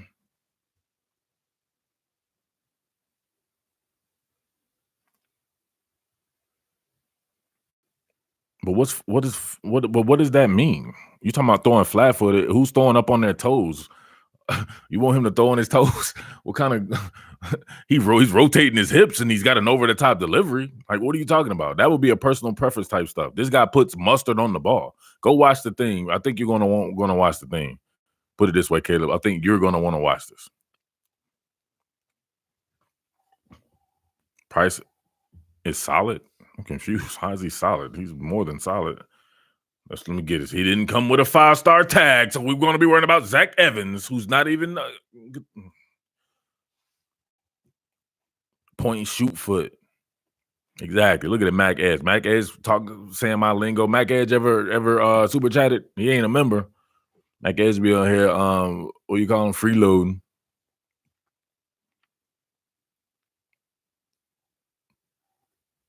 The dude's got a career completion percentage of like 68% or something like that, Caleb. What are you talking about, bro? Like, for real. What are you talking about?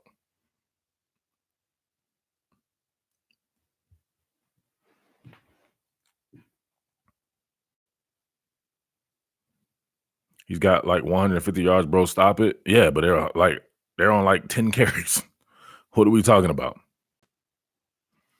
You're gonna laugh if Zach Evans goes somewhere else? Exactly. It was like all the people who were saying that Trey Sanders was going to a certain spot. Then he ended up going to Alabama. And then the people were like, what?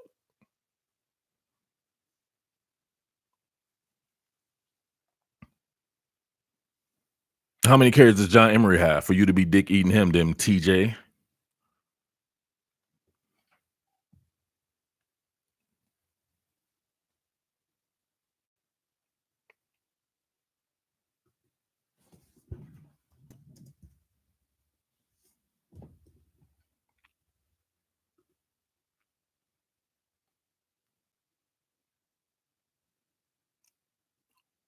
He got 150. He got like 150 yards. This is how lame these dudes are, right? Dick eating. Oh, you guys got a 5-star. Oh my God, he's got a 5-star, man. Tyron Davis Price has 49 carries for 236 yards. Emery has 34 for 178. What are we talking about here? And my man has 5 touchdowns. I'm confused. Why not name him? Name him as well. A 5-star. Oh, it's so exciting. Sound like your little cousin. What's wrong with your? Oh, he's a little cousin. All right. Hopefully, he's your little cousin in age. He surprised you with the speed on that 90-yard touchdown against Arkansas. He was still running slow. It's just that Arkansas is slow too.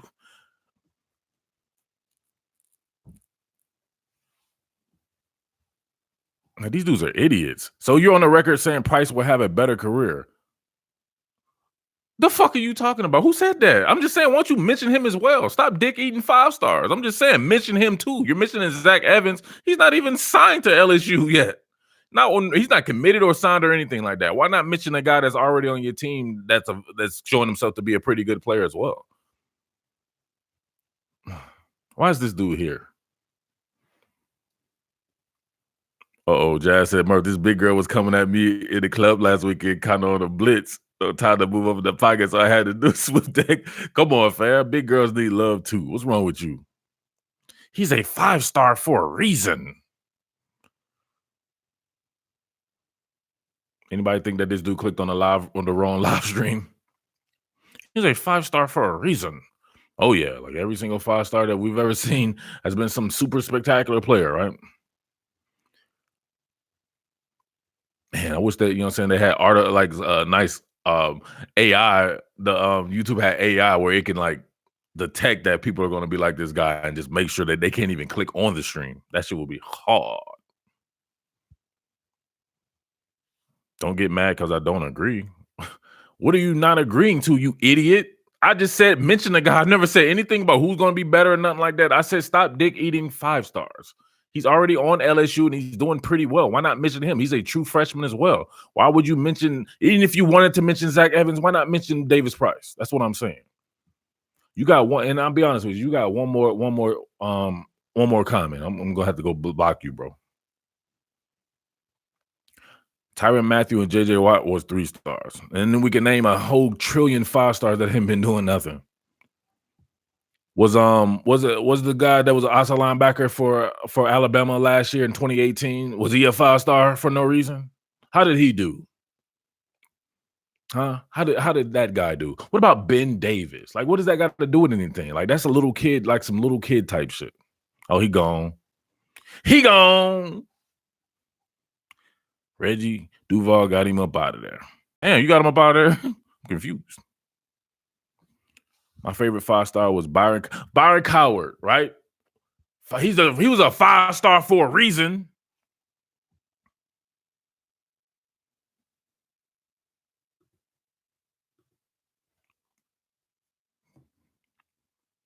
DeAndre Baker was a 3-star.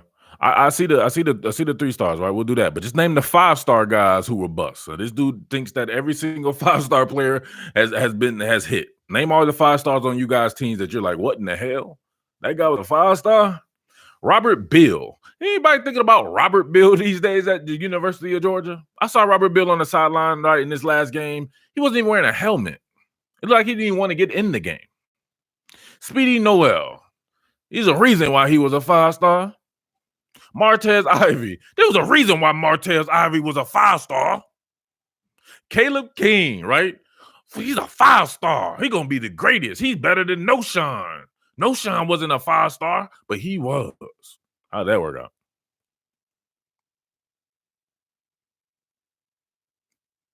It proves dumbass that you shouldn't be dick eating 5-stars, especially ones that's not even on your team. Just give your guys some credit. Get the fuck out of here. Why did I unhide this idiot? Let's get him out of here. I apologize, Ray. I shouldn't have unhit that dude. All right, let's go. Yeah, Coward was a bust. Josh Kane, though, so great. He's going to be better. Look at that, the Bust brothers, Josh Kane, though, and Robert Bill. They were best of friends. How did that work out for both of those guys? Both of those 5-stars. I'm not going to include Antonio Alfano yet. You know what I'm saying? He still has a Jasper Sanks. Man, I ain't heard that name in a long time. Jacob Eason? Well, yeah, they Jacob Eason, right? He's much better than Jake Fromm, right? Because he's a 5-star.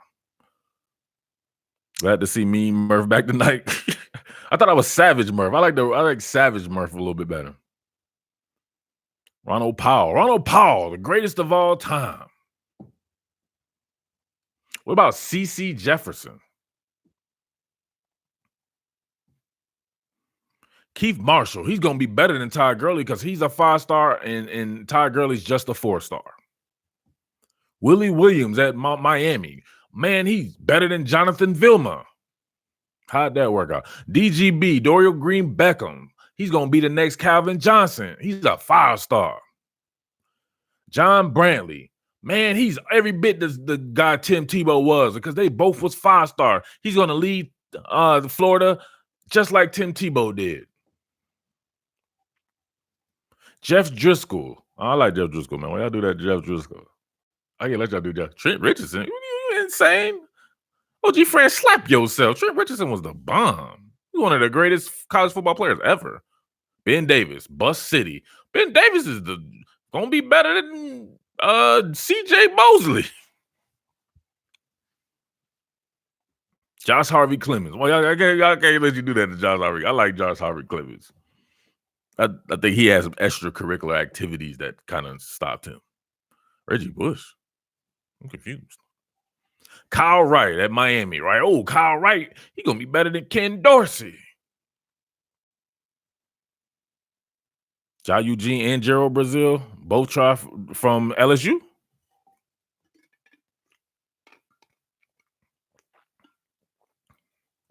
Rock Thomas is going to be better than Kerryon Johnson. Why would they take Kerryon, right? Rock Thomas is all they need. Shaq Quarterman, you must be out of your minds. Shaq Quarterman is the absolute truth. What is this Buckeye Nation we talking about? Trey Matthews, 5-star. I'm not sure if he was a 5-star.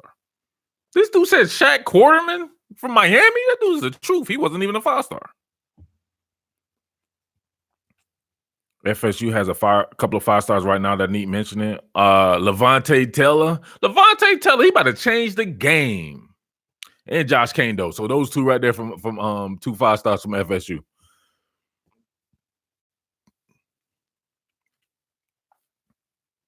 What's up, J Dub?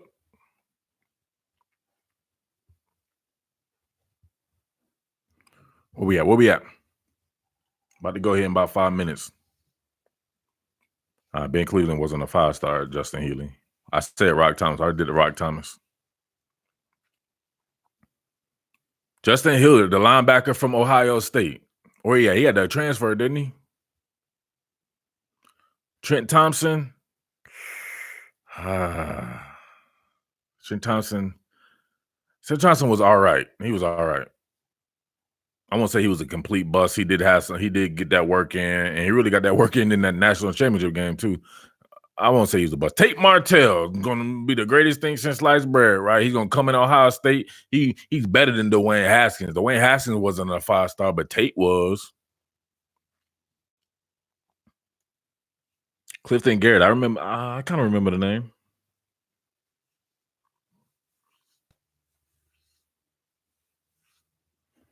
Patrick Surtain.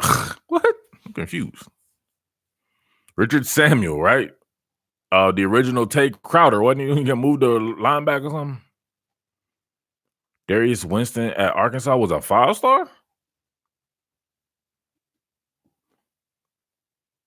James Banks, the QB at Tennessee. I definitely remember James Banks.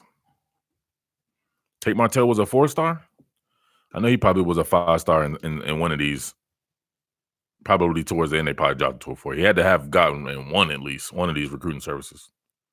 Mississippi State QB, 5-star Mississippi State QB. Man, who would that be? Sup exclusive. Samuel played 8 positions at UGA. Richard Samuel had a funny run too. Like he had that head, like his head like a horse, like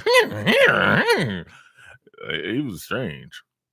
Nick Fitzgerald was a 5-star? Hell no. He was from South Georgia somewhere. He's probably 4-star at the most. Didn't he play like in a wing T offense or something? Winston was a 5-star? Which Winston? I'm confused.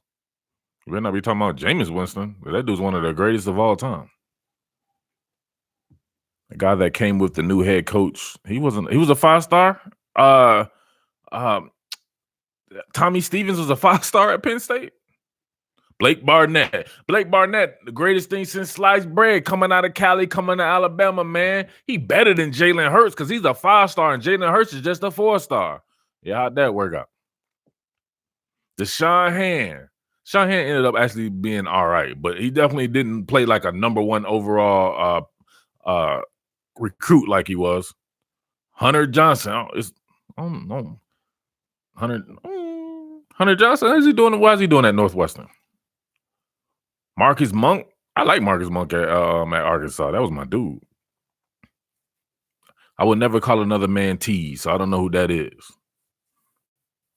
Khalil McKenzie was a bust.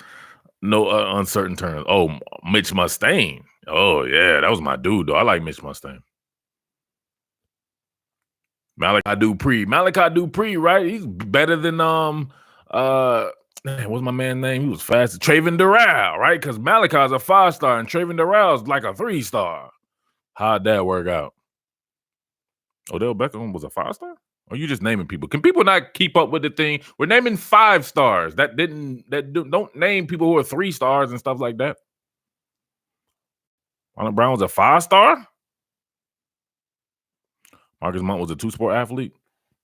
That's hard. That's hard. Marcus Monk could jump, man. So Marcus Russell was not a bust. I don't know what are we people talking about. How you gonna call that man a bust? He's one of the best players in college football. Dax Hill? Y'all ain't liking what Dax Hill is doing? I wanted to ask him. You know what I'm saying? I ain't gonna, man. I seen Dax Hill, they got him in coverage a lot, and he didn't been covering well from just a little bit that I saw.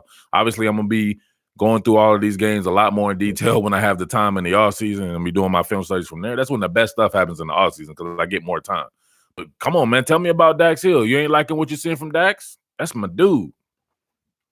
Antonius Clayton, horrible. He was a 5-star? They let his little ass be a 5-star from Florida? Man, he let me down, man. I had big plans for that man at Florida. Justin Cornell? You mean just Sean Cornell? They already named Trent Thompson. Madam Hazelwood. Who the hell is that? Oh, Jaden Hazelwood. How's he a bust? He's just a true freshman. Julio Jones. All right, so when people name goofy stuff like that, like, you know what I'm saying, they just throw out names because they don't got nothing better to do. What do we do to them?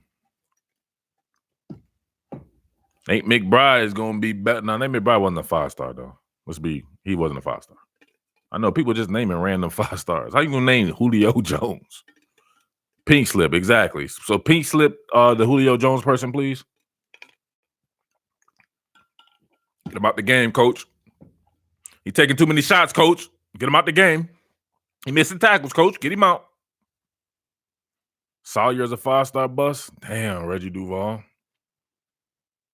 George Farmer from USC. Man, George Farmer is better than damn, what's my other guy? Marquise Lee and these guys, because he's a 5-star and they're not.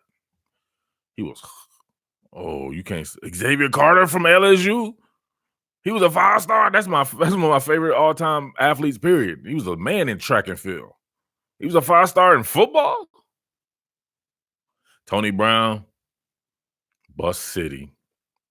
Tony Brown gonna be better than what's my man name? He plays for the Ravens right now. He's the starting cornerback for the Ravens. They came in together. And he actually redshirted and Tony Brown played. Savion Smith wasn't a 5-star. Don't get on Savion. Y'all know my relationship with Savion is that Amp. I'll hit Amp up right now.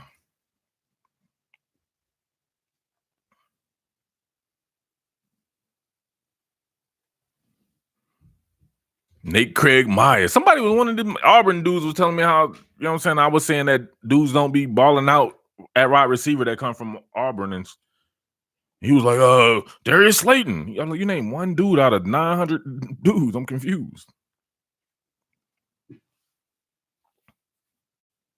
Marlon Brown don't start no more? Oh, dang. Well, I tell you what, I bet you Tony Brown don't start. Oh, Tony Brown don't start. Oh, Marlon Humphrey. That's what I'm saying. So Marlon Humphrey had the red shirt while Tony Brown played. But Tony Brown was the 5-star. Marlon was a 5-star too, I think, though. Kalen LeBourne. That's injury stuff, man. Y'all gonna get off Kalen LeBourne. That's my dude. Max Brown gonna be better than Sam Darnold because he's a 5-star and Sam Darnold ain't. James Wilder Jr. Oh, James Wilder I thought was pretty good. Snoop Dogg's son was a 5-star? No, he wasn't. Yo, come on, Jazz. There's no way in hell that dude was a 5-star. Man was extra slow. Tony Brown starts at Green Bay? We know about him in college, bro. But he starts at Green Bay? I'm confused. Kellen Mond is not a bust. Kellen Mond is very good. And Kellen Mond wasn't a 5-star. Come on, J-Dub. What are you doing? How's Kellen Mond a bust? I'm confused. Ryan Perrilloux talked a lot of trash, but I believe he was a bust. Dane Chris from Notre Dame, bust city. And I love his uncle, man. He's the head coach, Paul Chris at Wisconsin. He comes from a really good coaching, but he was a bust. He transferred where after Notre Dame? He was a bust there too. Cyrus Jones was a bust? Cyrus Jones was a 5-star? Somebody else fact check these dudes and see if these are composite 5-stars. We're going to start spazzing on people. I don't know who Akeem Ebron is. Anthony Johnson, big dude from LSU, was a bust. I can't let you do Jimmy Clausen, man. He wasn't a bust, baby. That's one of my all-time favorites. Phil wants the receipts. Justin Shorter at Penn State is looking like a pretty good bust. You think he should enter the portal, Justin Shorter?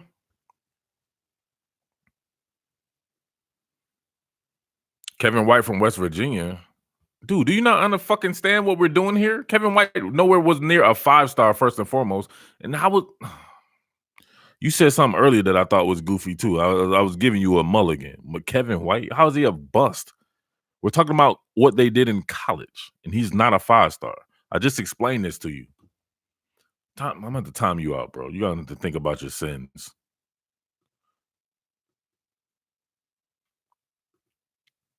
Cyrus Jones was a 4-star. There you go. Exactly. Justin Shorter hit the portal? When was this? What did I miss? Man, Rashard Lawrence is a bust? I don't know about that. I can't say Rashard Lawrence is a bust. He's had some really good seasons. He's not balling out now, though. Something's going on with that man. I think he has arthritis or something. He old.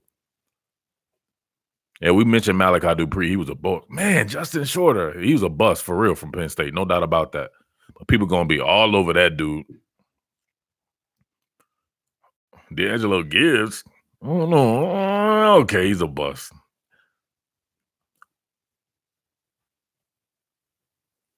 We'll see next year, though, with Tennessee with D'Angelo Gibbs. LSU committed. What does that mean? You hope Shorter comes to UGA? Y'all want everybody's bust. Georgia fans are the king of that. They love busts. Oh, he's a bust? Come to Georgia. Having the Christian McCaffrey little brother, Dylan McCaffrey from Michigan, playing behind Shea Patterson. I'm not exactly sure. I think they were trying D'Angelo out. I'm not exactly sure what he's playing. I haven't heard the latest on that, what they were doing. Alawale Bituku Jr. was a bust. But, man, I looked at it. He had like 5 sacks in the game this year for Illinois. It was crazy. Somebody look that up, Angel. Look up Wally Batiku's number at Illinois. He was balling. Jalen Phillips is a bust. Man, I don't know about that. Jalen Phillips was very good at UCLA, right? I covered UCLA for a hot second last year before the channel jumped off because the USC site that I worked at actually owned a UCLA site as well. And he was balling. I like him a lot. I'm not sure what happened to him. He transferred to Miami. He didn't get the waiver, I'm assuming. Gunnar Kill was a bust. We already did Blake Barnett. Somebody get Hog up out of here with this goofy shit. Ronald Powell was a bust. Morris Claiborne was a bust at LSU? Are you insane? Morris Claiborne was good. These people are dumb. You can't freaking think your way out of a wet paper bag. We're talking about what they did in college, from high school to college, nothing else. It's not that hard. It's not that hard.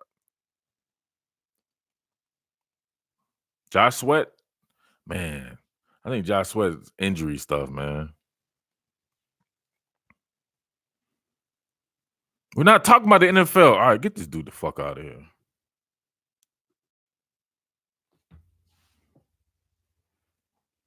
Morris Claiborne was a 2-star coming out? That's hard. Yeah, I mentioned Levante Taylor when they somebody just mentioned FSU period. I said Levante and Josh Kane though. Demetrius Robertson, 5-star bust. Well, at Georgia at the very least, but he was good at Cal. So he had some impact. I can't let you do Davis Mills, man. What's wrong with you? I can't let you do Davis Mills. Hold on, man. Let me you just jog my mind on something right here. Let me see if David Mills' coach is up. His personal QB coach.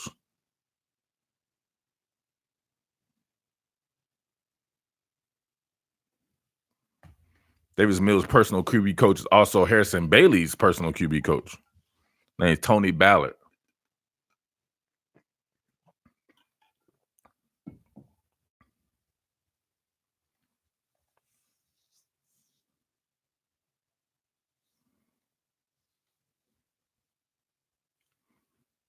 Christian Hackenberg. No, I can't let you do Christian. Christian, man. One of my all-time worst articles I ever wrote at SB Nation. I work for the SB Nation National College Football. They did the title, man. I didn't do the title. People love titles, but they make you do these catchy titles and shit to do it. But check this out. I wonder if it's still up. It has to be still up.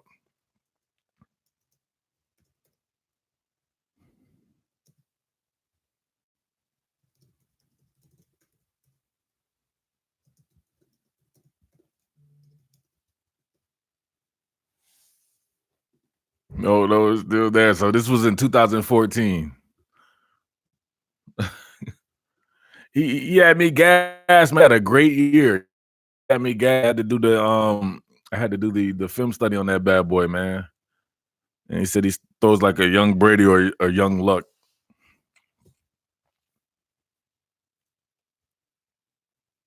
Eason isn't a bust. He was just overhyped. Damn. I'm confused. Wouldn't that be a bust? That sounds like if you overhyped and you don't live up to the hype, wouldn't that be a bust? These are pretty much what we're saying about all these guys. That was weird. Kyle Allen somehow doing okay in NFL. That is weird. Kyle Allen had some talent though, man. Pretty good athlete. Marcus Vick, he wasn't a 5-star.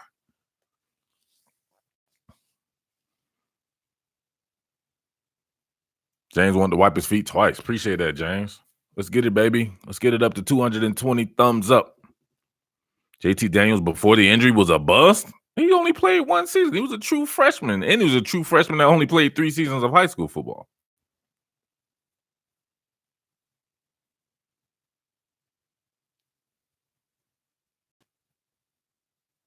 Thank you. Appreciate it for all the thumbs up, guys. Let's get it. Let's get it to 225. If y'all can do 219, I know y'all can do 225. All right, Jazz, appreciate your participation. Brock Berlin was a bust at 2 places, Miami and at Florida. But I don't think he was a 5-star, was he? Yeah, he probably was a 5-star. He had a big ass. Ermin Lane, that dude was a hell of a bust. They had him out there. People was thinking that he was the next Kevin Benjamin. Only he was about 6 inches shorter. Can't let you do Vandarius Cowan, man. That's my boy. Vandarius is my dude, man. I used to talk to Vandarius every week. I don't know if he's a bust, though. What is he doing at West Virginia? I ain't talked to him in a long time. Julian Rochester was not a 5-star, Russ. Only talking about 5-stars. You guys are, even my own dogs got to get it. George Campbell was a bust. And he went to Penn State too. Didn't George Campbell go to Penn State as well? Where is he at? Did he not get a waiver or something? He was a grad transfer. I'm confused. Y'all killing me with the Trent Thompson. We already talked about him 15 times. Matt, like an hour late on that dial up. Alex Collins was not a 5-star, and how was he a bust? How was Alex Collins a bust? He only had like 3 1,000-yard seasons. I'm confused, man. Rain, you struggling tonight. Trent Richardson was a bust at Alabama? Jennifer, you letting me down. What are you talking about? We're not talking about the NFL. We're only talking about college.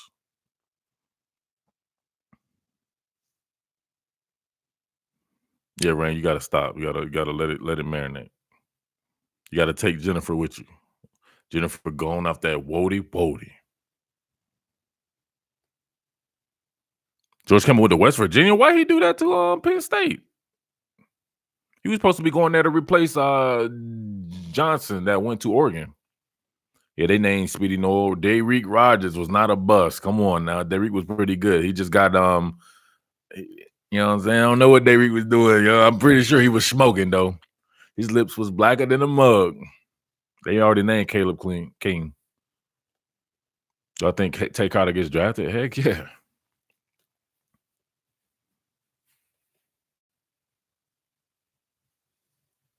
They named Ronald Powell 40 years ago. It's getting harder as it goes. Man, there's been a ton of busts. Osa Messina from USC. Man, I jumped out the window for him. I had a nice film study on him when I worked at the USC site at Rivals. I don't know if you can't call somebody a bust though, because when he played, he was pretty good. He just, you know what I'm saying? What was he, a stick-up kid or something like that? It was something crazy. He had them guns on lock. Nah, Robert Foster wasn't a bust. I don't think he was a bust. Maybe he didn't live up I'm not sure. I don't know. I think he started getting injured. One year he came in killing it, right? And then Calvin really took over once he got hurt. All right, I'll give y'all that.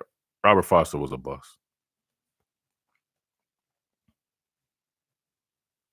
Greg Little from Ole Miss was a bust.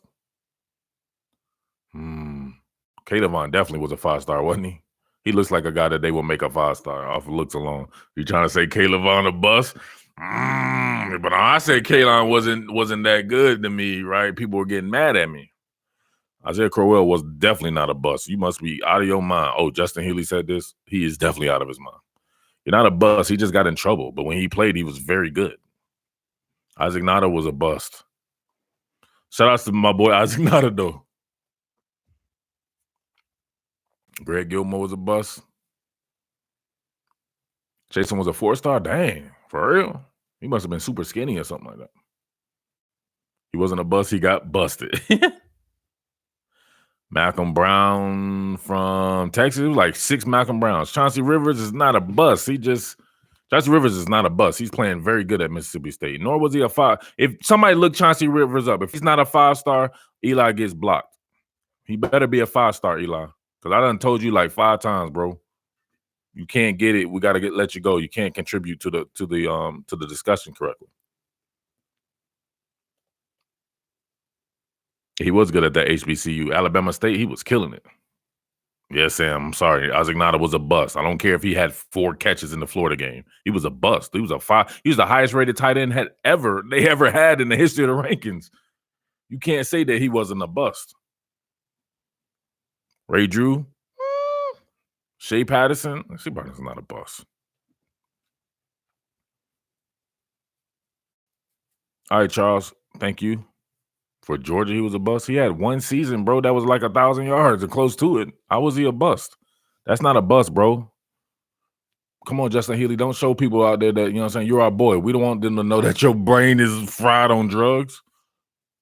Imam Marshall was a bust.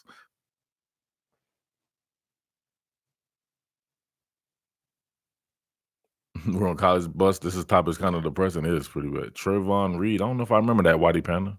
Russell Shepard. I'm not sure Russell Shepard was a bust, right? I guess if you wanted him to play quarterback, well, that was y'all's fault. Y'all know that man wasn't going to be no quarterback. Alex Anzalone was a bust. He was just injury prone, but every time he played, he was the truth. Alex Anzalone was really good. Josh Shaw was a big bust. Pause. Josh Shaw was jumping out of windows. And why was he jumping out the window again, breaking his ankles? Rivers was a 4-star. Thank you, Eli, for your non-participation. Where is he at? He going to pop back up and I'll catch him. But you got to go, bro. Dylan Baxter from USC was a bust. Stop saying Shea Patterson, Caleb. You said that before, didn't you? He was not a bust. How's he a bust? The man was very good at Ole Miss or good at Ole Miss, and he's not bad now. You know what a bust is? Go look at John Brantley compared to Shea Patterson. Jonathan Gray, A&M? Was Jonathan Gray at A&M? Tabor was a bust. I don't think Jalen Tabor was a bust. I also don't think he was a 5-star. Was Jalen Tabor a 5-star? Rasheem Green actually ended up playing pretty good at USC. I can't say that he was a bust. Texas running back Jonathan Gray. Okay, there you go. Gunnar Kill, they've already said. Was Kill a 5-star though? AJ Hawk was a 5-star?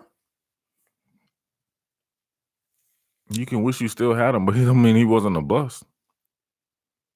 I was playing whack-a-mole with this Eli dude. Yeah, where is he at? I can't find him. The chat had went too fast, so I couldn't find him to block him.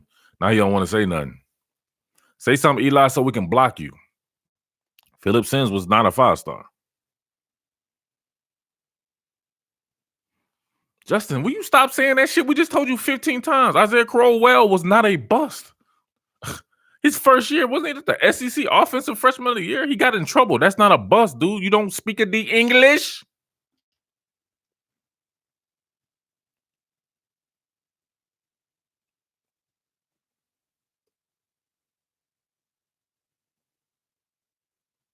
Oh, what's up, Darwin? Markeith Amos. I don't know. Yeah, they said Drew about 100 times. Aubrey Solomon. He's trending bust. Aubrey Solomon. He's doing all right at Tennessee. Facts, Murph. I was a big fan of Corral, and he's still in the league too. Dude, he had a good offensive year, right? He got a good freshman year, and then he went to Alabama. He got in trouble. Okay, you can't call him a bust because of that.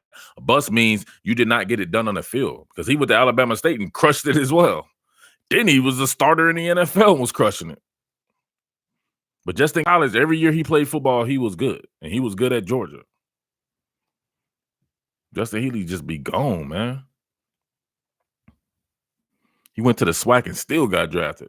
Did he get drafted? He may have been an undrafted free agent, though. Yeah, he's not a bust. I don't know why Justin Healy kept saying that. I told him not to say it. I'd be like, don't show people you gone. But he still had to come back with it. James Coley is a bust. Perilou was good. He got in trouble a lot. I don't know. He wasn't better. He said he was going to unseat Jamarcus Russell. He was talking that shit. Ricky Town was a bust. And he played for 8 different colleges. No Les Miles slander up on my channel. You get blocked. Les Miles is one of the greatest. Y'all said Davis Mills. I said don't talk about Davis Mills on the channel. That's my dude. His QB coach then he must be asleep.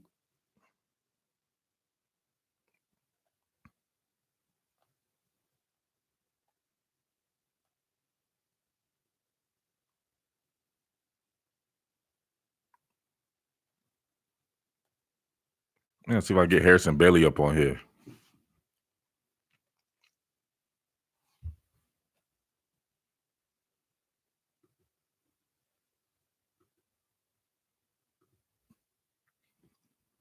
Dupree played at John Curtis. They still ran the ring tee.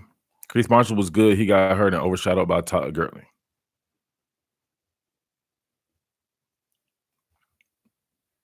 James Williams from Davie, Florida. Is he there at Davie, Florida now? Ron Paulus. I like Ron Paulus back in the day. Eric Monroe at LSU. I don't know. It ain't looking good, huh? Marvin Wilson. I don't think Marvin Wilson's a bust. I think he's actually pretty good. Yeah, he ain't like Ron Paulus. I like Ron Paulus, man. He's that classic. Leo Lewis may be a bust. He's not even starting, is he? And they paid about $50K to get him. That $50K was not well spent.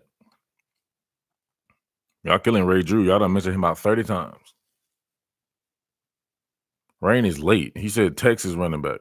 I think we already talked about that. We already talked about Jonathan Gray. Eric Monroe wasn't a 5-star. If you're not naming 5 stars coming out of composite 5 stars coming up out here, we're going to have to get you up out of here. Why is that one dude not saying anything anymore? I want to block him, but he ain't saying nothing. We're not doing off topic, bro. There's no off topic on top billing. Only way you can go off topic is to put your money where your mouth is. Are you deep in the interwebs? Mike Rumph, you crazy, man. Mike Rumph was a bust. Would they even have stars back then with Mike Rumph? Daylon Mack. Dang. Daylon Mack was a bust at A&M. Jaden Tarver was a 5-star. He was number 15 player in the nation.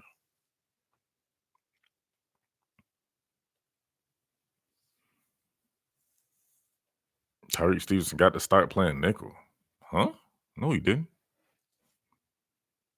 Mark Webb was still out there. He was a nickel. He came in the dime package. That Matty Whitey. Matty Whitey be following me everywhere. Matty Whitey let me down. You should have left Rivals the second you saw I wasn't there no more. I think Will Hill was a disappointment at Florida. Wow, man, I like Will Hill. Dude could hit. He had a lot of hype coming to him. That definitely had a lot of hype. He been tripping the whole time. He got to be new. See, yeah, Phil, I know Matt Williams, right? Matty Waddy from he's a big fan of mine when I was at some previous stops. And he came with me to Rivals. I remember he signed up, he saw me at Rivals. But let's just say Matty Waddy be gone. He be gone. Gone. Key Ford, Oklahoma, the running back. Yeah, we remember Key Ford, man. He was not a bust. And Key Ford went to A&M too, right? Monty Foreman from Texas was a bust. Going off that whoa, yeah. Matty White is one of the first dudes I remember who was going off that whoa-de. We already talked about Blake Barnett. He was a super bust.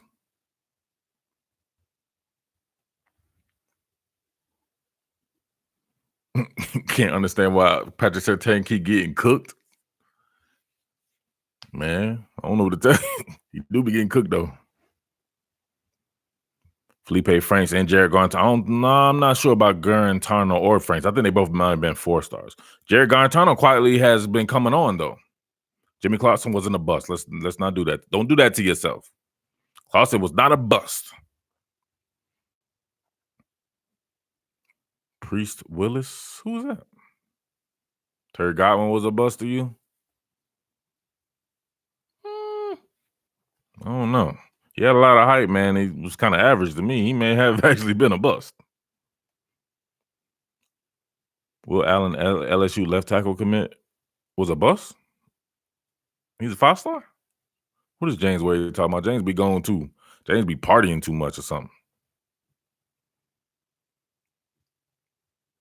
A lot of these guys that we're talking about who were busts got drafted. What are we talking about here? I'm confused.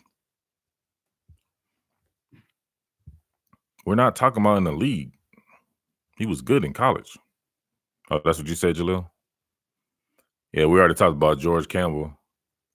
Garrett Gilbert, there you go. 5-star from Garrett Gilbert was a 5-star, was he? He had a little success in that national championship game. It was all downhill from there. Man, I don't remember Priest Willis.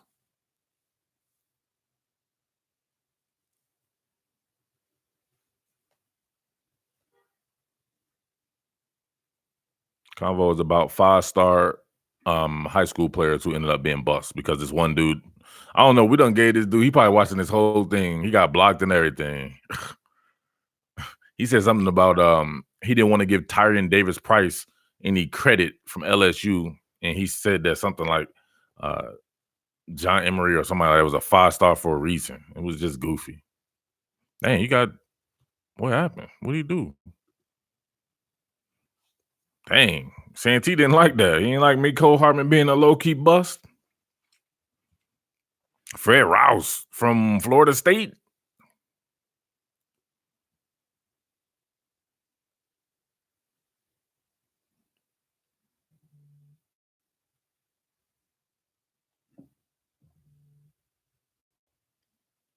All right, y'all gotta go in a little bit. Ben Davis, one of the first people I said, bro, you super late. Whoever said Mecole Hardman doesn't know football, y'all come on now. So Mecole was a 2nd-round pick. Xavier Lee, man, I liked him a lot at FSU. Him and Drew Weatherford, when they split in time. Xavier Lee was a bust, though, wasn't he? Where was Xavier Lee from? Was he from Louisiana? Man, James Wade, you just got up in here. Appreciate it. Come on, y'all, get that bad boy up, man. 2:45. Get the thumbs up popping. Murph said he got to go. We got another hour. Probably 2 hours. But I just got to go for real. Shaq Smith from Clemson was a bust. Shaq Smith was a 5-star. Maurice Claret was a bust? Yeah, that's that goofy shit like saying Isaiah Crowell was a bust. No way in hell you thought Maurice Claret was a bust.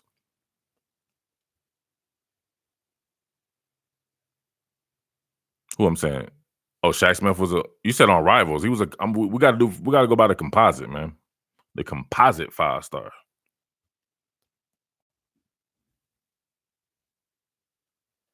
Myron Rowe was a bust. He was a engineering bust. Daquan Bowers was the truth in high school. I'm not sure if he was a bust though at Clemson. Yeah, they been said Ryan Perrilloux. Zay Lee was from Daytona Beach. Okay. Yeah, I liked him and Drew Rutherford when they were I thought that was kind of cool. That was the dark days of FSU though. Mitch Hyatt was a bust? Mitch Hyatt was a 5-star? You talking about the left tackle from Clemson? All right, Caleb, holla at your boy. Let me know when you watch that film study.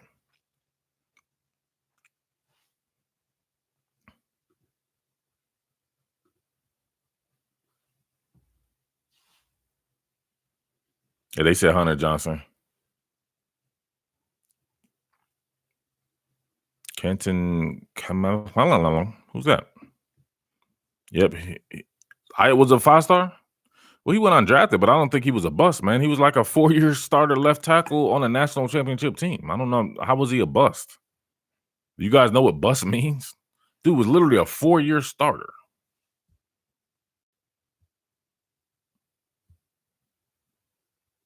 Well, Allen was an LSU commit, but he recommitted. What does that mean?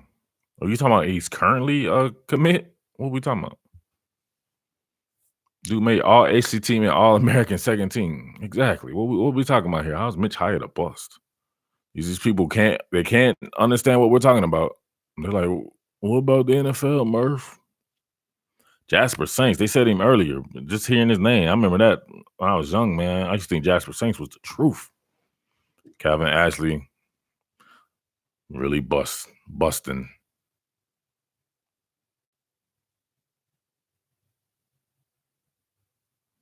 Ja'Cory Harris from Miami. He was a 5-star? The quarterback?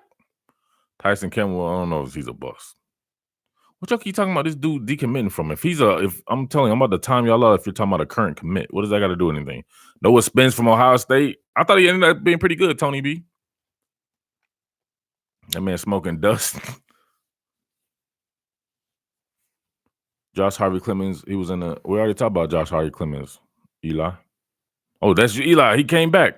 Thank you, Eli. Now we can block you.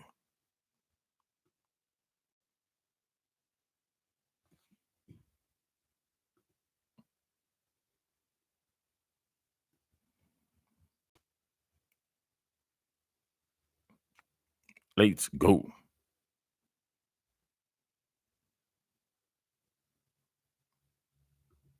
Wait, hold on. He said Josh Harvey Clemens was a 5-star or not. Y'all let me know if Josh Harvey Clemens was a 5-star or not. He tried to sneak back in. He had said some really bad stuff, but he said somebody let me know about Josh Harvey Clemens so I can reblock him. Because he does not understand. He wasn't. Stu goofy. All right, you're blocked again. He been blocked 3 times. Yeah, we did Will Hill.